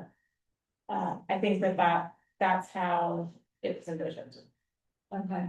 Now, Yes. I just wanted to address the farm stand issue. Yes. That you and Alan from the Coastside Sheriff just came to the Farm Bureau, and under the existing regulations, he's already closed down a couple farm stands. Farm stands or pop-ups? That's pop-up. Yeah, there's a Yeah, difference. pop-up stand. So- Pop-ups. Well, yeah, pop-up. Yeah, that's what he's Okay. closed a couple down already. Oh, good. BJ was there and heard him, he's nailed the guys at the cemetery at 92 and 35. Good. He's alerted the person that, once you go down the hill and you hit 280, that's a mill brace jurisdiction. And they are taking, and that captain is dealing with it there, so. Yeah, I can send you the permanent regulations they already have and everything, because I sent it to you and. I don't know about that. Hey, Mike, could you send me his contact information, because then, when Crystal, we might wanna put Oh, I him have as a his card. speaker. I have his card. You have his card? Yeah. For the farm, yeah, you were at the farm. Just for this, If you one of want. our speakers, Yeah. Want me to see when it comes to this meeting next month? I don't know that we need Well, it. we I have feel to- like the sheriff has been responsive. I call every time somebody sets it up right down the corner from me, I call the sheriff. And they've come out and it's worked, they haven't been there. Right, what I was gonna say is, they've already got the regulations, they're already enforcing it, and they've already shut some down. So the new sheriff seems to be very responsible for this. I just wanted clarification on farm stands with pop-ups versus non-pop-ups. That's my. And as far as our Source of committee, my- I'll talk to you, I appreciate you bringing that up, Mike, because I'll talk to you about, or whoever else is on our committee, about a potential speaker with that. Because that's, yeah, a huge concern. Thanks, for clarification from the committee on the item about improving, coordination with groups like Farm Bureau and RCB. What was envisioned with that? Can you put that slide on, Sophie? Angela, could you go to the prior slide? I'm on. Okay, so it's the second one right there. Thank you. James?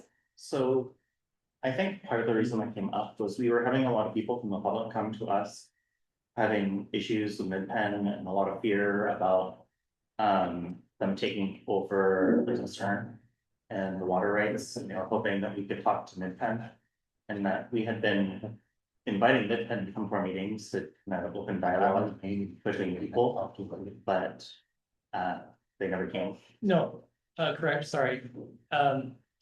We're planning to have the director come October. This point, we had him scheduled, unfortunately. Our agendas got bigger, or things didn't get done, so we had to keep pushing back, so. This is coming from back when summer was our planner. So this is from a long time ago. Well, he's penciled in to come October. Yeah, okay. So is this an item that members want to keep on the work plan? And if so, is it about communication updates or is it about something else?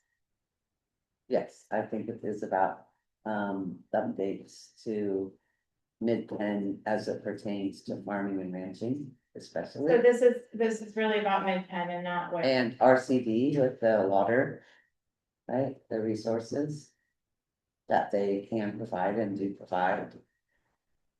I feel like, Mid-Penn does provide, updates when they have something farm related. I think I'm reading from the group is we want more of like a interaction Input. with that Our than input. an update.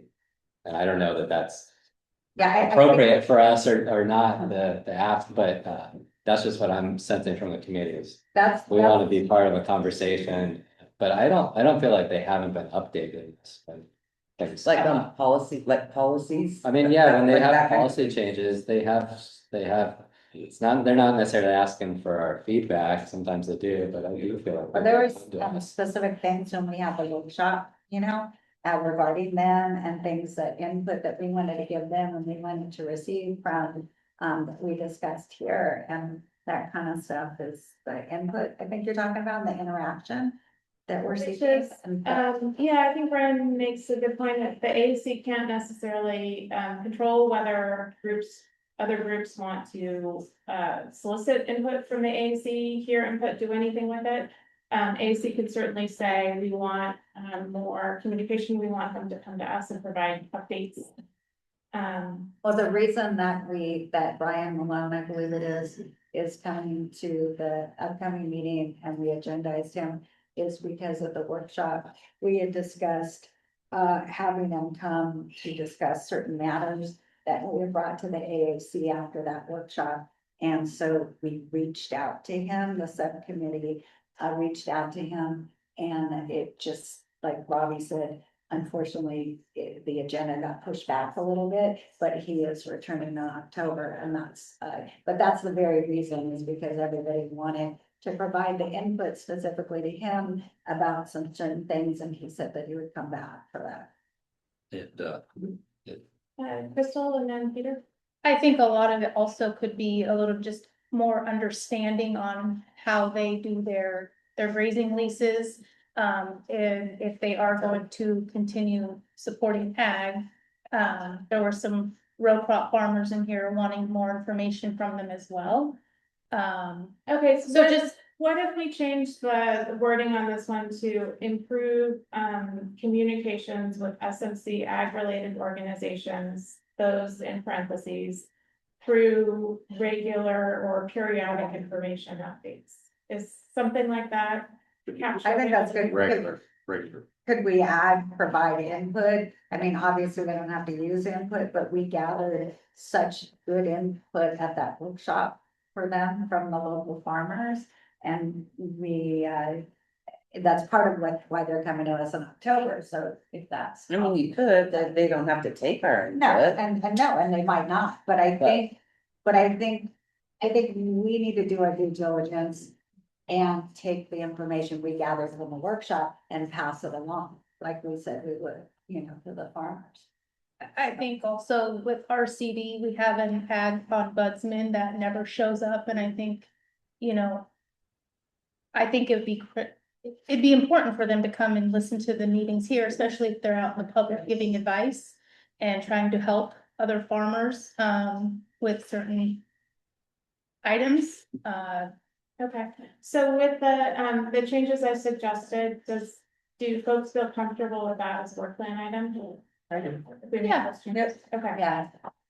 With the input too, the input portion.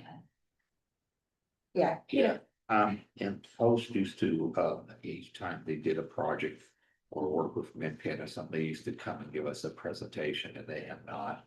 They just did one not too long ago and they used to come here all the time. They did.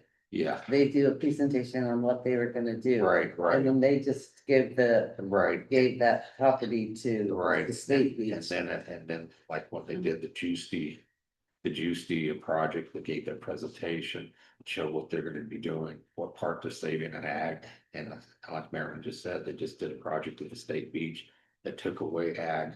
And they had no presentation. and they took away, a farm labor housing. Well, they took farm labor housing away when in effect, we're in a situation that the state's suing the city for more farm labor housing, but yet they bought this land and paved it over and took away farm labor housing. So I think those kind of things we need to be able to ask them about. They added a 12-car parking lot on grazing land that was taken away grazing land, and there's no presentation that was given to us of where they used to do. Yeah, they did used to. So, and that was something I was waiting for a committee comment that I was gonna talk about getting this. Makes the decisions of, as far as what comes before committee, because if that was the kind of land that we provide input for, I'm just feeling like that should have come in front of our committee. I would have to, look into that. I don't have an answer. I'm ready. Because I think with their organization, we're seeing more and more of that. And I don't know if it's necessarily them or if it's the people who govern what comes before our committee, because we need to get them in front of us. See, they used to in the past give us a presentation that was ag-related all the time. They just haven't in the last few years to stop, not coming at all.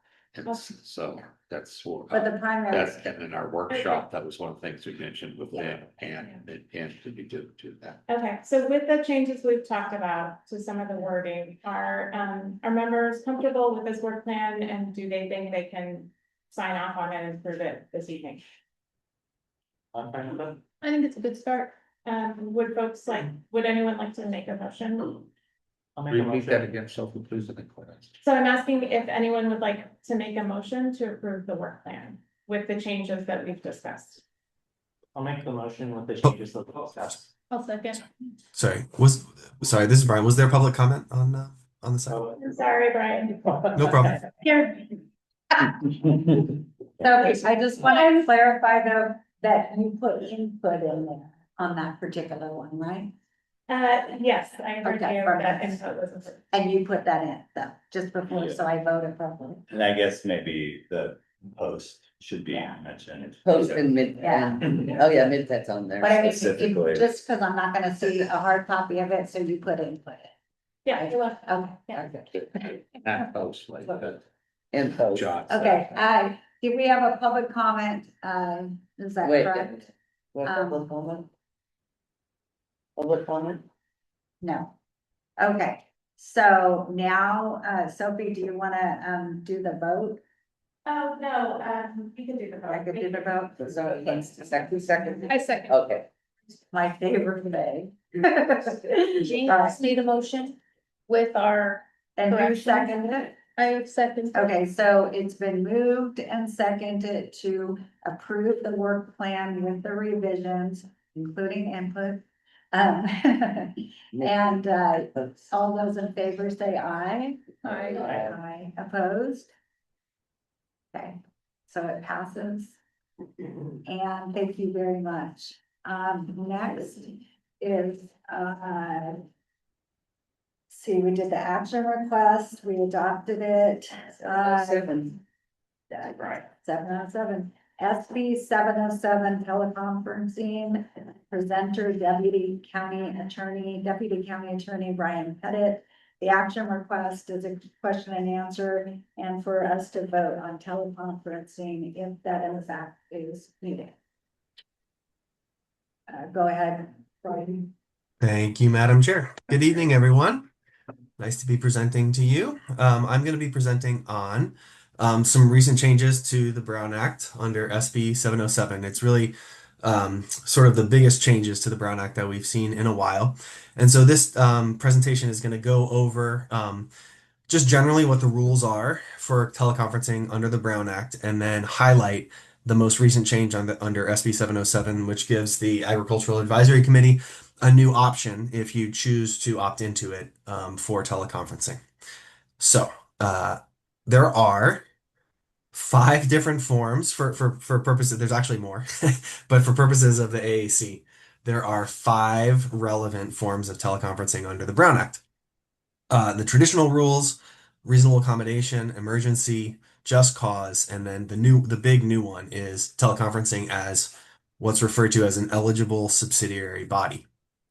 So I'm going to go through these one by one. Madam Chair, I would ask you, I think it's actually best for people to ask questions as we go through because this really is a pretty complicated area. So if somebody has a question, please just cut me off and I'll address it as we go. So first up, under the traditional rules, next slide, please. So this rule has been in place for a very long time. Legislative bodies such as the AAC may meet by teleconference through audio or video or both for all purposes if so votes have to be taken by roll call. 2 and 3 are really the big hurdles to using this one. So each location identified in the agenda, and the agenda is posted at each location. And then the rights of the public are protected at each location, including the right of access and comment. And then the fourth is at least a quorum of the members have to participate from within the county. So what this means is that if you are using the traditional teleconferencing rules, you have to coordinate in advance with planning staff. So it requires that the place that you're participating from is identified in the agenda. The agenda gets posted at that location. Sorry, could you go back? And then importantly, the rights of the public are protected. So it has to be ADA accessible. The public has to have access to the location. It's really it's a very burdensome option. But those are the traditional rules. And now I'm ready for the next slide. Thank you. So one thing that SB 707 clarified, and this is a question that I get regularly, is that if you want to, so there's a remote option for your meetings. If you want to watch and listen to the meeting, say you're remote, you don't have the ability to participate through one of these exceptions, but you want to watch and listen, you can do that so long as you're not participating in the meeting, and that doesn't count as teleconferencing. So the county already follows this as a rule. When I'm asked if someone says, well, I can't participate by teleconference, but I'd like to participate as a member of the public, the recommendation is generally to not do that, that there are options for teleconferencing, that you use one of those, or if you want to just monitor the meeting, you can do that. And you can do that without having to worry about complying with the teleconferencing rules. Next slide. So this was a rule that we knew was in place, but SB 707 codified it. Essentially, you can teleconference as a reasonable accommodation for a disability. So if a member has a disability, they can request through the county's regular procedures that they teleconference as a reasonable accommodation. They have to participate through audio and visual technology unless their disability prevents them from doing so. This next bullet is one that's going to come up over and over. So you have to disclose anyone over 18 years of old, anyone over 18 years of age, and your relationship to them that are present in the room with you. And this is treated as in-person participation for purposes of the Brown Act. So you count as part of the quorum, etc. Next one. Right, hold on, we got a couple of questions. Yeah, please. Just really fast, does this apply to long-term disability or short-term disability or both? It could apply to both. Anyone with a disability that is eligible for a reasonable accommodation request, it would apply. Okay, and then Peter had a question. Yeah, explain that eligibility thing again. Is it Was an it the ADA people? of eligibility, and if so, can you explain it? The present adults, is that what you had a question about? What is it you're asking? I understand that somebody that's has a disability that's with adult present, adult has to state their age and everything. Sorry, yeah, so You have to say who is with you if that person's over 18, if you're doing it remotely, is that correct? that's right. That's right. So if you're participating remotely and you have someone else in the room with you who's over 18 years old, at the start of the meeting, you would identify who that person is and what their relationship to you is.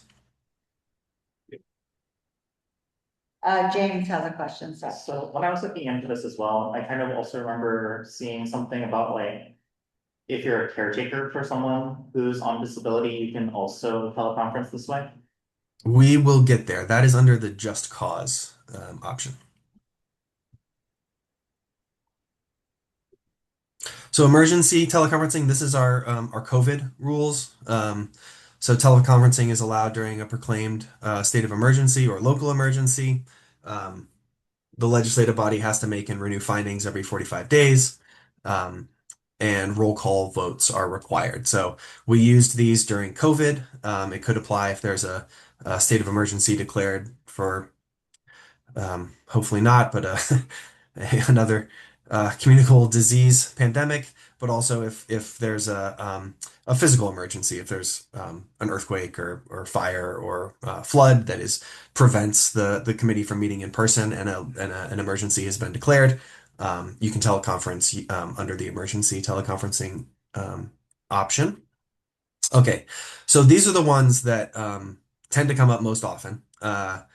And that I get lots of questions about. So just cause teleconferencing. So it allows members to teleconference for um, what's called just cause 2 times per year without complying with the traditional rules.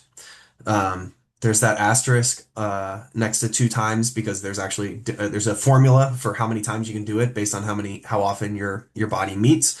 The AAC, based on the cadence of your meetings, you could use this 2 times a year.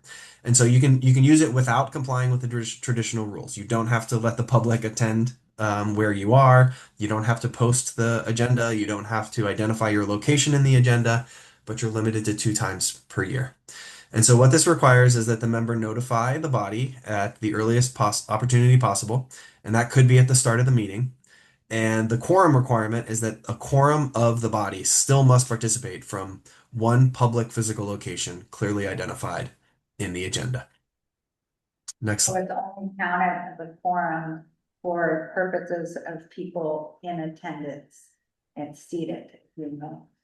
Is that right? You would, Is that correct? yeah. So the teleconferencing person doesn't count as part of the. That's right. Yeah. Put more simply, that's right. They don't count towards the quorum. You need a quorum in person. Okay. So, And when you say participate, is the teleconferencing person able to wholly participate in the sense that they can vote as well? Correct. When made? oh wait, they can vote? They can vote, they're just not part Okay. Yeah, they're not counted toward the quorum, Okay. but they are Okay, so if participating there's as a only member. 4 in person and 2 Okay, remote, so- that would not be a quorum? Well, the remote person doesn't Right. count as. Right. person, Okay. but they can vote. Okay. Yeah. Wait, Okay. what? You could vote, but you're not counted to, in other words, if there's a quorum already because you have enough physical people present, Right. that person can still vote. But if you're trying to determine if there is a quorum, he or she doesn't qualify for the determination. Okay, thank you for clarification. Yeah. Thanks. So these are the requirements. So if you're participating remotely under just cause, members have to disclose any adults present in their relationship to them. So that's the same as the reasonable accommodation one. The agenda has to provide notice and opportunity for the public to participate remotely. You already do that as part of your normal meetings. If there is a disruption in the remote participation, you have to pause the meeting to try to address that. Again, roll call votes are required. Basically, roll call votes are always required. And if anyone is participating remotely, roll call votes are required. And then the meeting minutes have to identify the specific just cause rationale, but they don't have to disclose sensitive medical information. So what are the just cause rationales? Next slide. So here they are. So there was the earlier question, childcare or caregiving need for a child, parent, or other family member.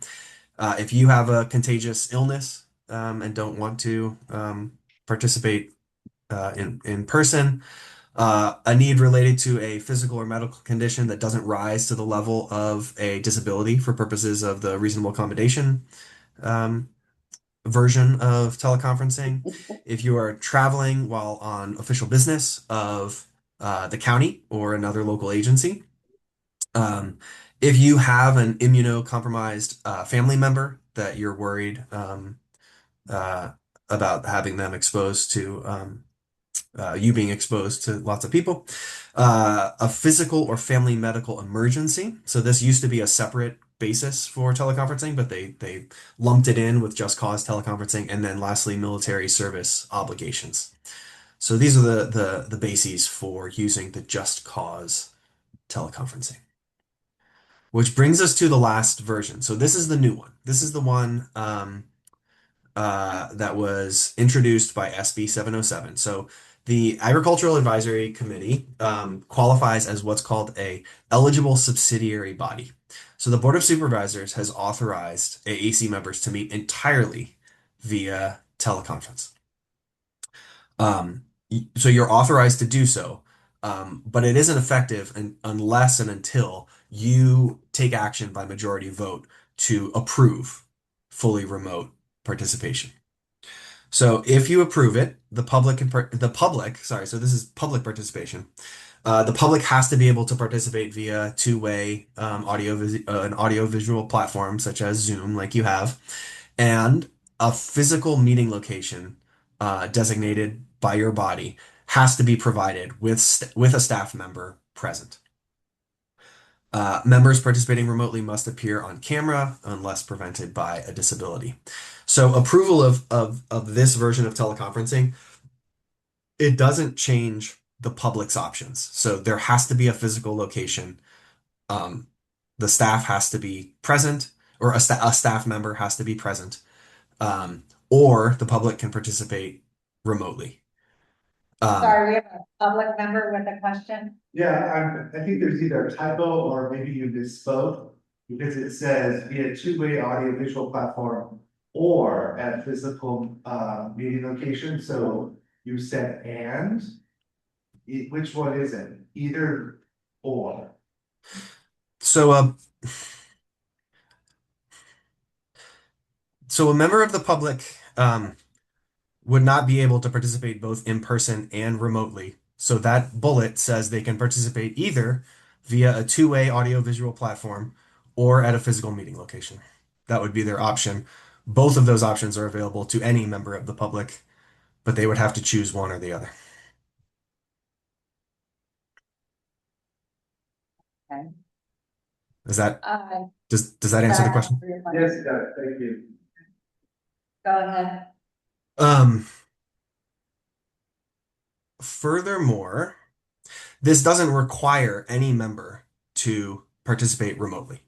Any member could attend the meeting in person. All members could participate in person. It just provides the option for any member to participate remotely without going through the either the traditional rules or the just cause or the limitations of the just cause teleconferencing. We have another public member with a question. This is a clarifying question on the page before, or the slide before this one. If you're if the public has to be in person and everyone that's on the board is teleconferencing, they are going to be participating via Zoom through in-person communication, correct? Because all the board members are going to be teleconferencing. I mean, if that's what it's stating. A staff member, it's like staff. So you'd be just there with staff. But then you would be zooming essentially because everybody else is on Zoom. So they are gonna be zooming, but in public. Correct? Like I'm doing right now, I'm zooming with the city, with these. Sorry, I was more focused on that. I wanted the public to speak at the podium because the mic is right there, so that's where my mind, you're gonna have to explain. Brian, did you catch that? That's fine.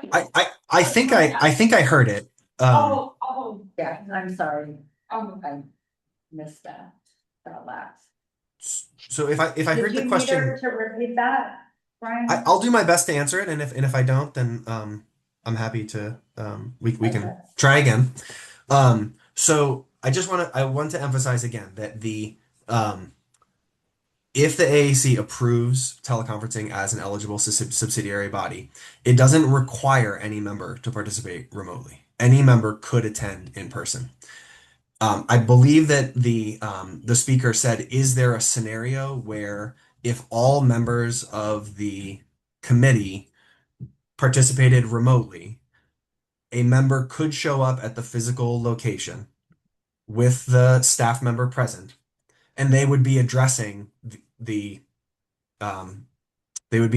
body remotely. that is possible. If everyone participated remotely, then they would be addressing the committee members as they appear on the screen. Yes. But that would only be the case if everyone participated remotely. Otherwise, they would be addressing the members who opt to participate in person. And if we did, and if people did choose to be one of the people participating remotely, if in fact it's agreed upon to allow this, those members who do it remotely will be part of the quorum, not as it would have been in the other That's right. instances. Okay. That's right. Yeah. Hold on, yeah, we have another question. One question about the public needing to be able to participate via Zoom. Is that different than what is currently being provided for the members of public who are participating remotely, but we can't see them via Zoom? Would they now need to be able to do that, or or would that really just be for the members of the committee would have to be present visually, but our broader community members who wanted to witness the meeting and make public comment if they choose to would continue to do it the same way they have been? Yes. Could we back up the slide? That is correct. The public would essentially right now the remote option for the public is provided. I'm not sure what's the right term. I mean, it's I think it's provided gratuitously. It's a bonus way of participating in an AAC meeting. If this was approved, then it would be required to be provided to the public, and so the public would have the ability to participate via Zoom, and they could participate via Zoom however they choose to do so. I have a question. We have two more questions, Marilyn and James. So if we chose to do the telecommuting, and would there still need to be a staff member so that the public could attend somewhere who didn't have a way to Zoom? That's correct. Yes. So there has to be a physical meeting location. Okay. A member of county staff would need to be present at that meeting location.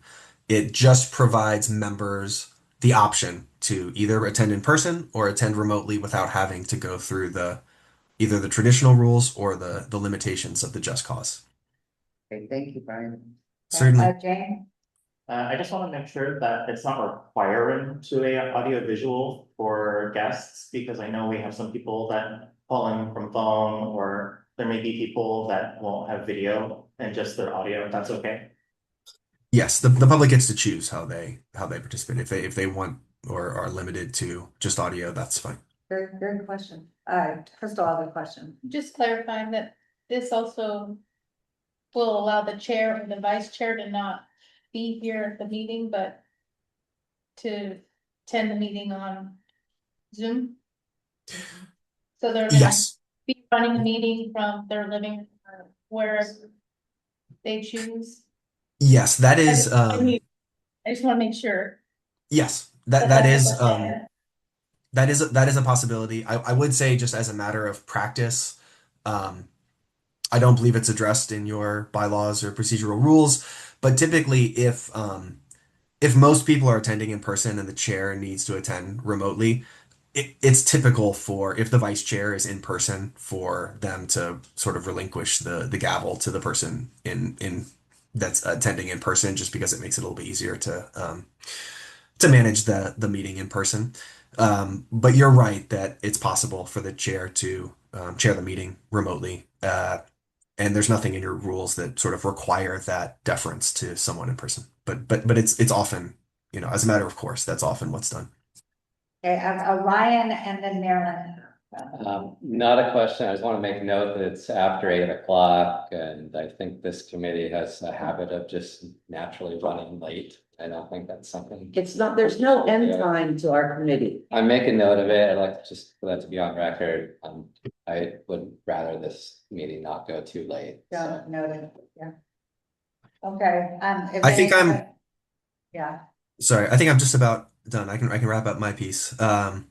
So again, members have to identify who's with them, what the relationship to them is, roll call votes. This isn't relevant to you, but yeah, no, it's not relevant to you. But elected officials serving in their official capacity can't rely on that provision. Next slide. Oh, that was it. Okay. So happy to answer any other questions. We do have to have public comment, and then you are agendized if you wanted to take this up at this meeting, if you wanted to consider a motion to approve the teleconferencing specifically as an eligible subsidiary body, you are agendized to do that. And with that, I'll turn it back to you, Madam Chair, and I'm happy to answer any other questions. thank you very much. Public comment at this time, please come to the podium. Thank you. Just had one question on the proposal in front of the AAC regarding the all telecommunications. Does that, so that supersede, the board of supervisors supersedes the state law? And it's less restrictive than more restrictive, if I'm understanding that correctly? Brian, that's a question for So Brian. that's a question for Brian, yeah, Brian? so. Sure, Madam Chair, Oh, sorry, excuse me, one more, I'll say everything and then you can clarify, that's one of them. The other thing is, I believe that SB 707 has a sunset clause of 2028. If I'm not mistaken, or a portion of it does. So I think that just needs to be clarified that there's a sunset clause, and where does that put the proposed AAC Board of Supervisors proposal in that mix?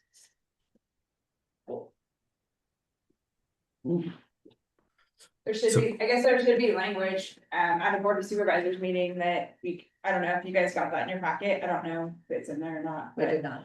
There was probably some sort of resolution that the Board of Supervisors has. That AAC probably needs to see the details, I would assume, if the Board of Supervisors is making this proposal to you. That's all I have. So, that's something that Robbie, could you provide that if in fact I would like to? Well, I'm just the attorney. But for Brian, through the liaison, I could provide it. And Brian, did you want to answer their question? Yes, certainly. Madam Chair, I just want to clarify, just as a matter of procedure, as Robbie indicated, I can answer any question that's posed. I am here to to serve you and to answer your questions. If there's any question from the public that that you want me to answer, the best process is if you hear a question and you want that answered from me, it would be good for it to come through the committee. But I understand that you want me to address these questions, and I'm happy to do that. Yeah, I think we'd like it. Is anyone opposed to that? Okay, we would like that, but thank you for the clarification. Sure. So I just want to clarify. This is not a proposal, I don't think is the best way to characterize it by anyone or any entity. The board has taken the action necessary to authorize you as a eligible subsidiary body to decide whether you want to approve for yourself this teleconferencing option. There is no superseding of state law. We have to comply with state law. The Brown Act was amended, so the Brown Act is state law. The Brown Act was amended by SB 707 to allow bodies such as you to approve teleconferencing, fully remote teleconferencing. The reason you're eligible is because you're an advisory body. It only applies to certain types of bodies, but you are eligible. And so the board took action. Yes, the board took action, which was required under state law to authorize you to determine for yourself whether you want to approve fully remote teleconferencing as an option. So I don't think the board suggested it to you or proposed it to you. They just took the necessary action to authorize you to make that decision. It is compliant with state law. There is no superseding state law. It's fully consistent with SB 707. And I'd have to look at the sunsetting provision. My understanding is that SB 707 actually removed the sunsetting provision of other earlier amendments to the Brown Act. And so it actually took away sunsetting provisions. I'm not familiar with any new sunsetting provision, but I can double check that right now, actually. Ryan, we also have a question from a public member, and then we're going to see if we're going to vote, I believe, and close public comment. Go ahead. James Inglesby, member of the public. One question I would ask the committee to ask Brian is if a member could start a meeting in person, and then if you have to bail, can you dial in and continue the meeting elsewhere? Or conversely, if you're late, there's a traffic accident and you can't be there at the start time, could you dial in, get the meeting going, and then show up in person?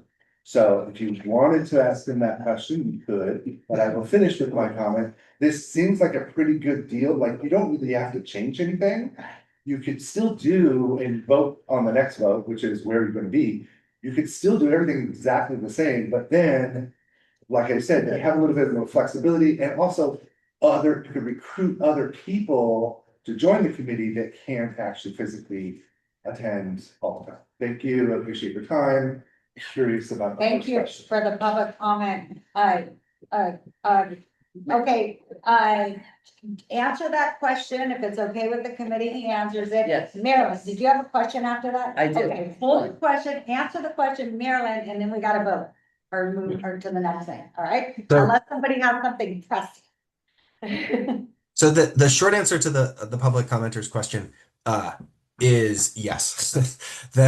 If the committee approves this form of teleconferencing, it basically provides sort of maximum flexibility for teleconferencing. Someone could start it in person. If they needed to leave, they would be able to participate remotely. If they started remotely and on their way were able to they participate remotely and then they show up and attend in person, that is possible. And then I just want to follow up. It looks like there is a sunset provision. The SB 707 did remove some existing sunset provisions and pushed them out. I think the public commenter mentioned 2028. It looks like it was pushed out to January 1st, 2030. So there is the legislature would need to renew at least some of these rules before 2030. Okay, all right, thank you, and thank you, for the information. Marilyn, go ahead. One question, do members, if they're telecommunicating, do they need to be within the county? No, it removes that Okay. portion of the other rules. Yeah, Okay. it's That's So great. wherever they are. Okay, so What other boards are doing this? what other boards are doing this? so I've given a version of this presentation to the Committee on Disabilities. I know that they approved I think they approved like a hybrid version of this where I think some of their meetings they authorized fully remote and some they're still doing under the other rules. I advised the North Fair Oaks Community Council and they voted to approve fully remote as an option. And those are the two that I know of because I was there with them when they voted. But Brian, those are the only two that I know. I have a question is, can you put the slides, with all the very Okay, thorough yeah. information on the website so that we can pull it up at our leisure, the committee? Yeah, I will do that. Okay, thank you. Ryan. I think this is great and it would be a great option, and I think we'll see improved attendance, both of committee members and the public.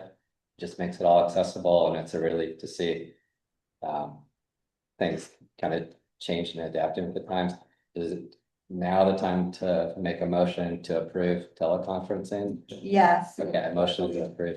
teleconference. I'll second it. Okay, all those in favor say aye. Aye. All those, anybody opposed? Um, Okay, so we have 1, 2, 3, 4, I was on, 5, 6 ayes and 1 opposed. So it passes. So thank you very much for the information. Robbie said he will put on the website. So if anybody wants to check the website, we're from this AAC meeting. Is that correct, Robbie? From this AAC meeting? Sorry, say again? Go to this AAC meeting and push it there on the website or you, okay, okay. It'll be on this. Okay, Today's date. all right, Brian, thank you. Okay, so. Great, thank you. And this can begin the next meeting, is that correct? Yes, Brian? Yes, yes. Okay, all right, thank you. Meeting location and time, presenter, planning liaison, Robbie Miller.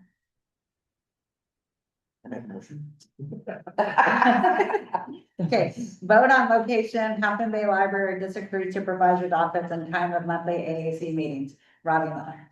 Okay, so, next slide, please. Yeah, I'm just gonna jump right into it. Last meeting we had more of the discussion on between Half Moon Bay Library and here. So we've had that discussion last meeting. The major sticking point was the SB 707 information. So now you've heard that. So just revisiting, the staff recommendation is the same. AAC to hold monthly meetings at the Half Moon Bay Library with a start time between 5:30 and 6. So we have that little buffer, a little bit more over 2 hours that we could extend into. And the main thing is it's a more central location for members if people want to meet in person. The audio and visual equipment there is better. And yes, that's the end of my presentation. Okay, so I thank you. Any information on this place, or we already know the information here? It was, do you have any specific? No, just, there's no time limit here as opposed to the library, correct? Discussion. There was a little bit of a gray area because, so I brought up last meeting, the situation that we have a kind of a verbal agreement with the management contract company here that they usually close the vault doors between like 8:30 and 9:30. And so they've agreed to have at least one door open to enable public access. So because we need public access for a public meeting at all times. Okay. And have it up until what time? 9:30? Sorry? And have the door open until 9:30? Well, we're actually supposed to lock it when we leave. Okay, so okay, So, okay. All right, thank you, Crystal. I'd like to make a motion to have it here at District 3 Supervisor's Office. And maybe with a start time of 6:15, 6:30 for the farmers who are still out there. Who want to come in person? Who want to come in person, now that SB 707 passed. So I do a public comment before we vote, I think we have public sorry. comments. Brian, sorry. Yeah, I just, I feel strongly that, making the tone of, moving to this location for the purpose of meetings going late is a poor reflection of this committee. It's a further drive for the majority of us. There are a limited number of farmers on this committee currently who are full-time farmers as their primary occupation. Those of us that are, we work a lot, we work early, we work late, we're tired, some of us have families, and it's a lot to ask us to be leaving even earlier to get up here to even further location. And it's also a lot to ask for us to be staying later and making our evenings later. And I know that there is a history of meetings going late, but I don't know that that's a good precedent to move forward on. Speaking personally, I think if we choose to move to this location, for the purpose of meetings going late, I probably won't continue as a committee member. It's already a stretch coming up here. So I strongly in favor of the library location for its convenience and I think there's plenty that we can do as a committee to keep these meetings within the 2-hour frame. A lot of other committees are able to do the same. I don't think there's anything abnormal to our committee that's different from other committees that we aren't capable of keeping a meeting within 2 hours. So that's.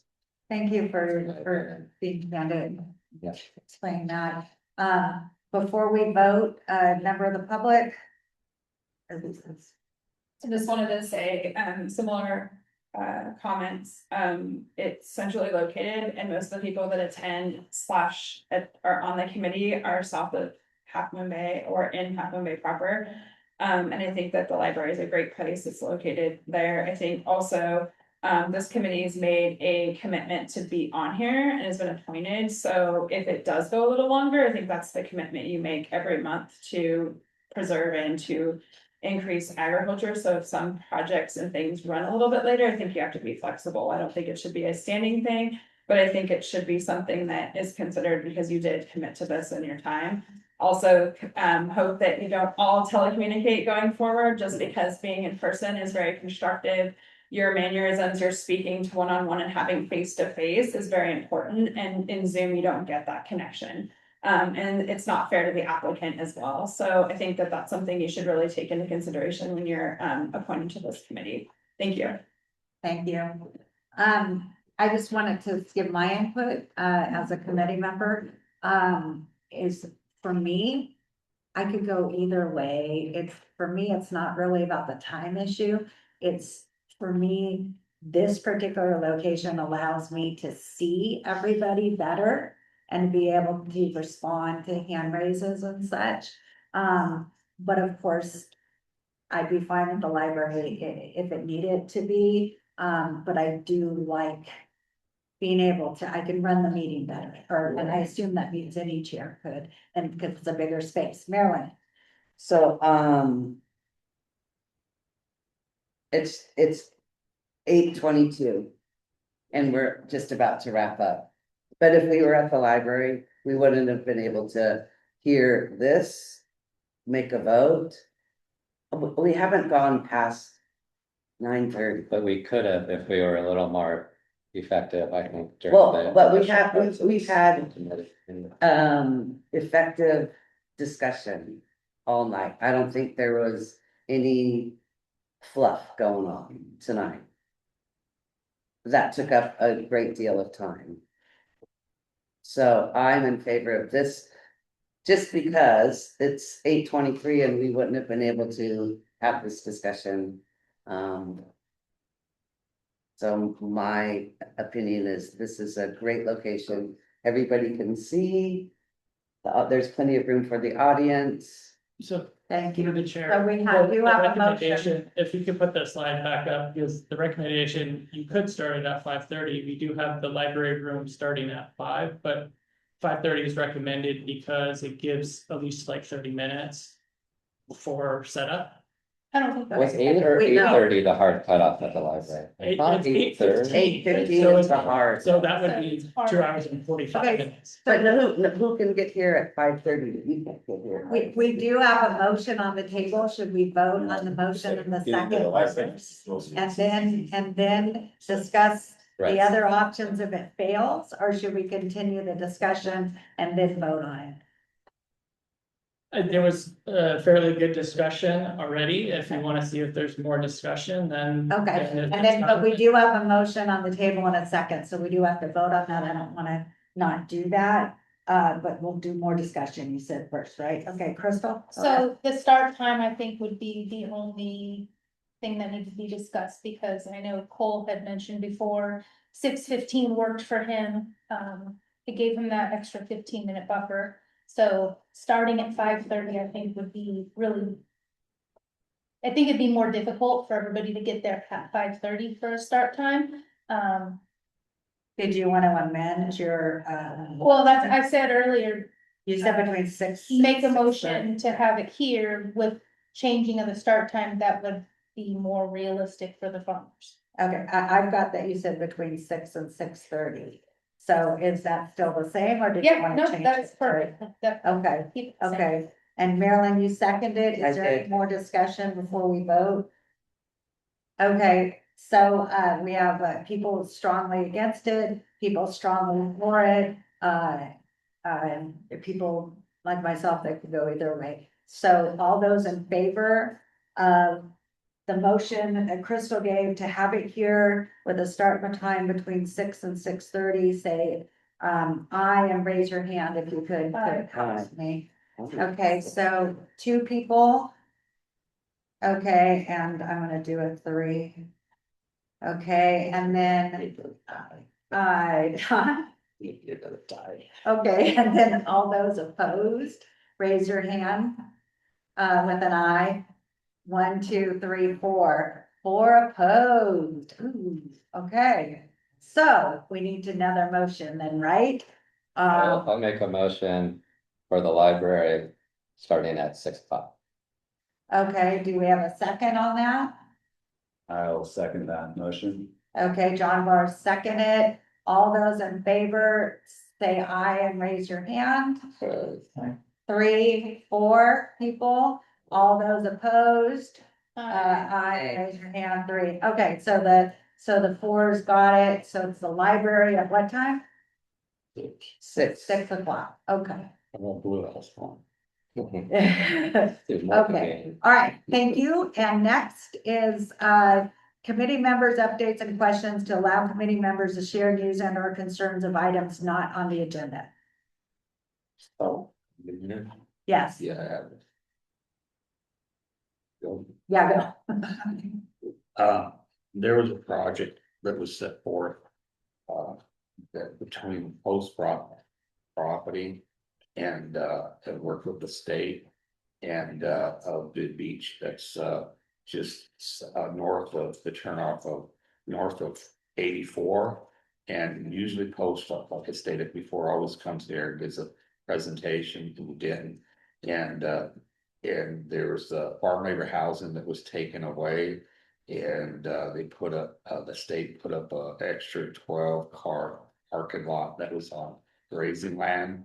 And it's just, and I don't know if it was post that was in charge of taking away the farm labor housing or the state.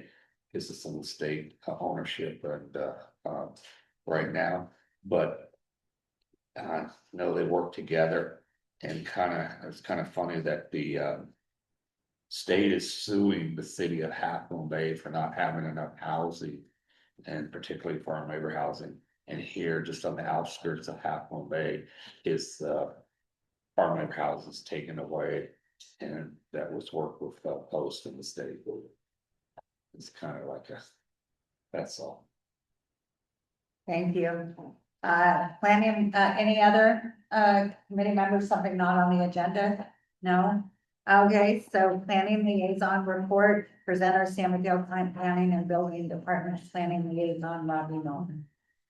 Yes, good evening. So for the period between July 4th, 2026 and July 31st, 2026. There was one planned agricultural district permit application heard or considered by the Board of Supervisors. And this project was approved by the Planning Commission. So this was at Pescadero Creek Road. Applicant Toby Long. And it was for a single family home with a attached 2-car garage. And so that project was approved by the Planning Commission at their July 8th hearing.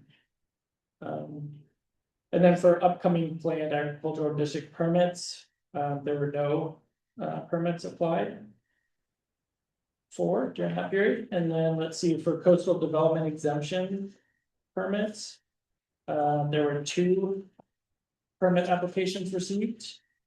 And one of which from applicants BJ Burns and Brigitte Jett. for CDX to drill a new agricultural well to support future domestic well. And then the second was from applicant Janina Palowski. For 4900 Cloverdale Road in Pescadero for a CDX to drill a new agricultural well.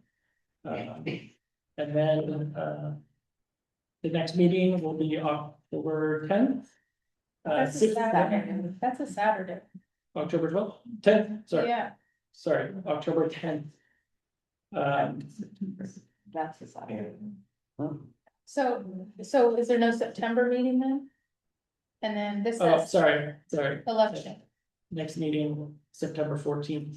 right, but then, Oh, sorry, Elections. yes, you're right, sorry, wasn't really thinking that through, okay, the additional announcement is really that there's. Gonna be a chair and vice chair election in October at the October 10th meeting as our bylaws. okay, But it is sorry, but October 12th. October 10th is on a So, Saturday. no, it's gonna be the September meeting, we're doing the, But it's also Columbus Day. It's also Columbus Day, which is- So are we maybe doing October 6th? Let me see, I 19th? got the schedule, you mean September? it's October 19th. Okay, Okay. So we're skipping 19th September. Meeting, Yeah. and September 14th, the next meeting, but there'll be elections at the October 19th. Yes. okay. Okay, and, that, let's see, yeah. Thank you very much, and the meeting is adjourned.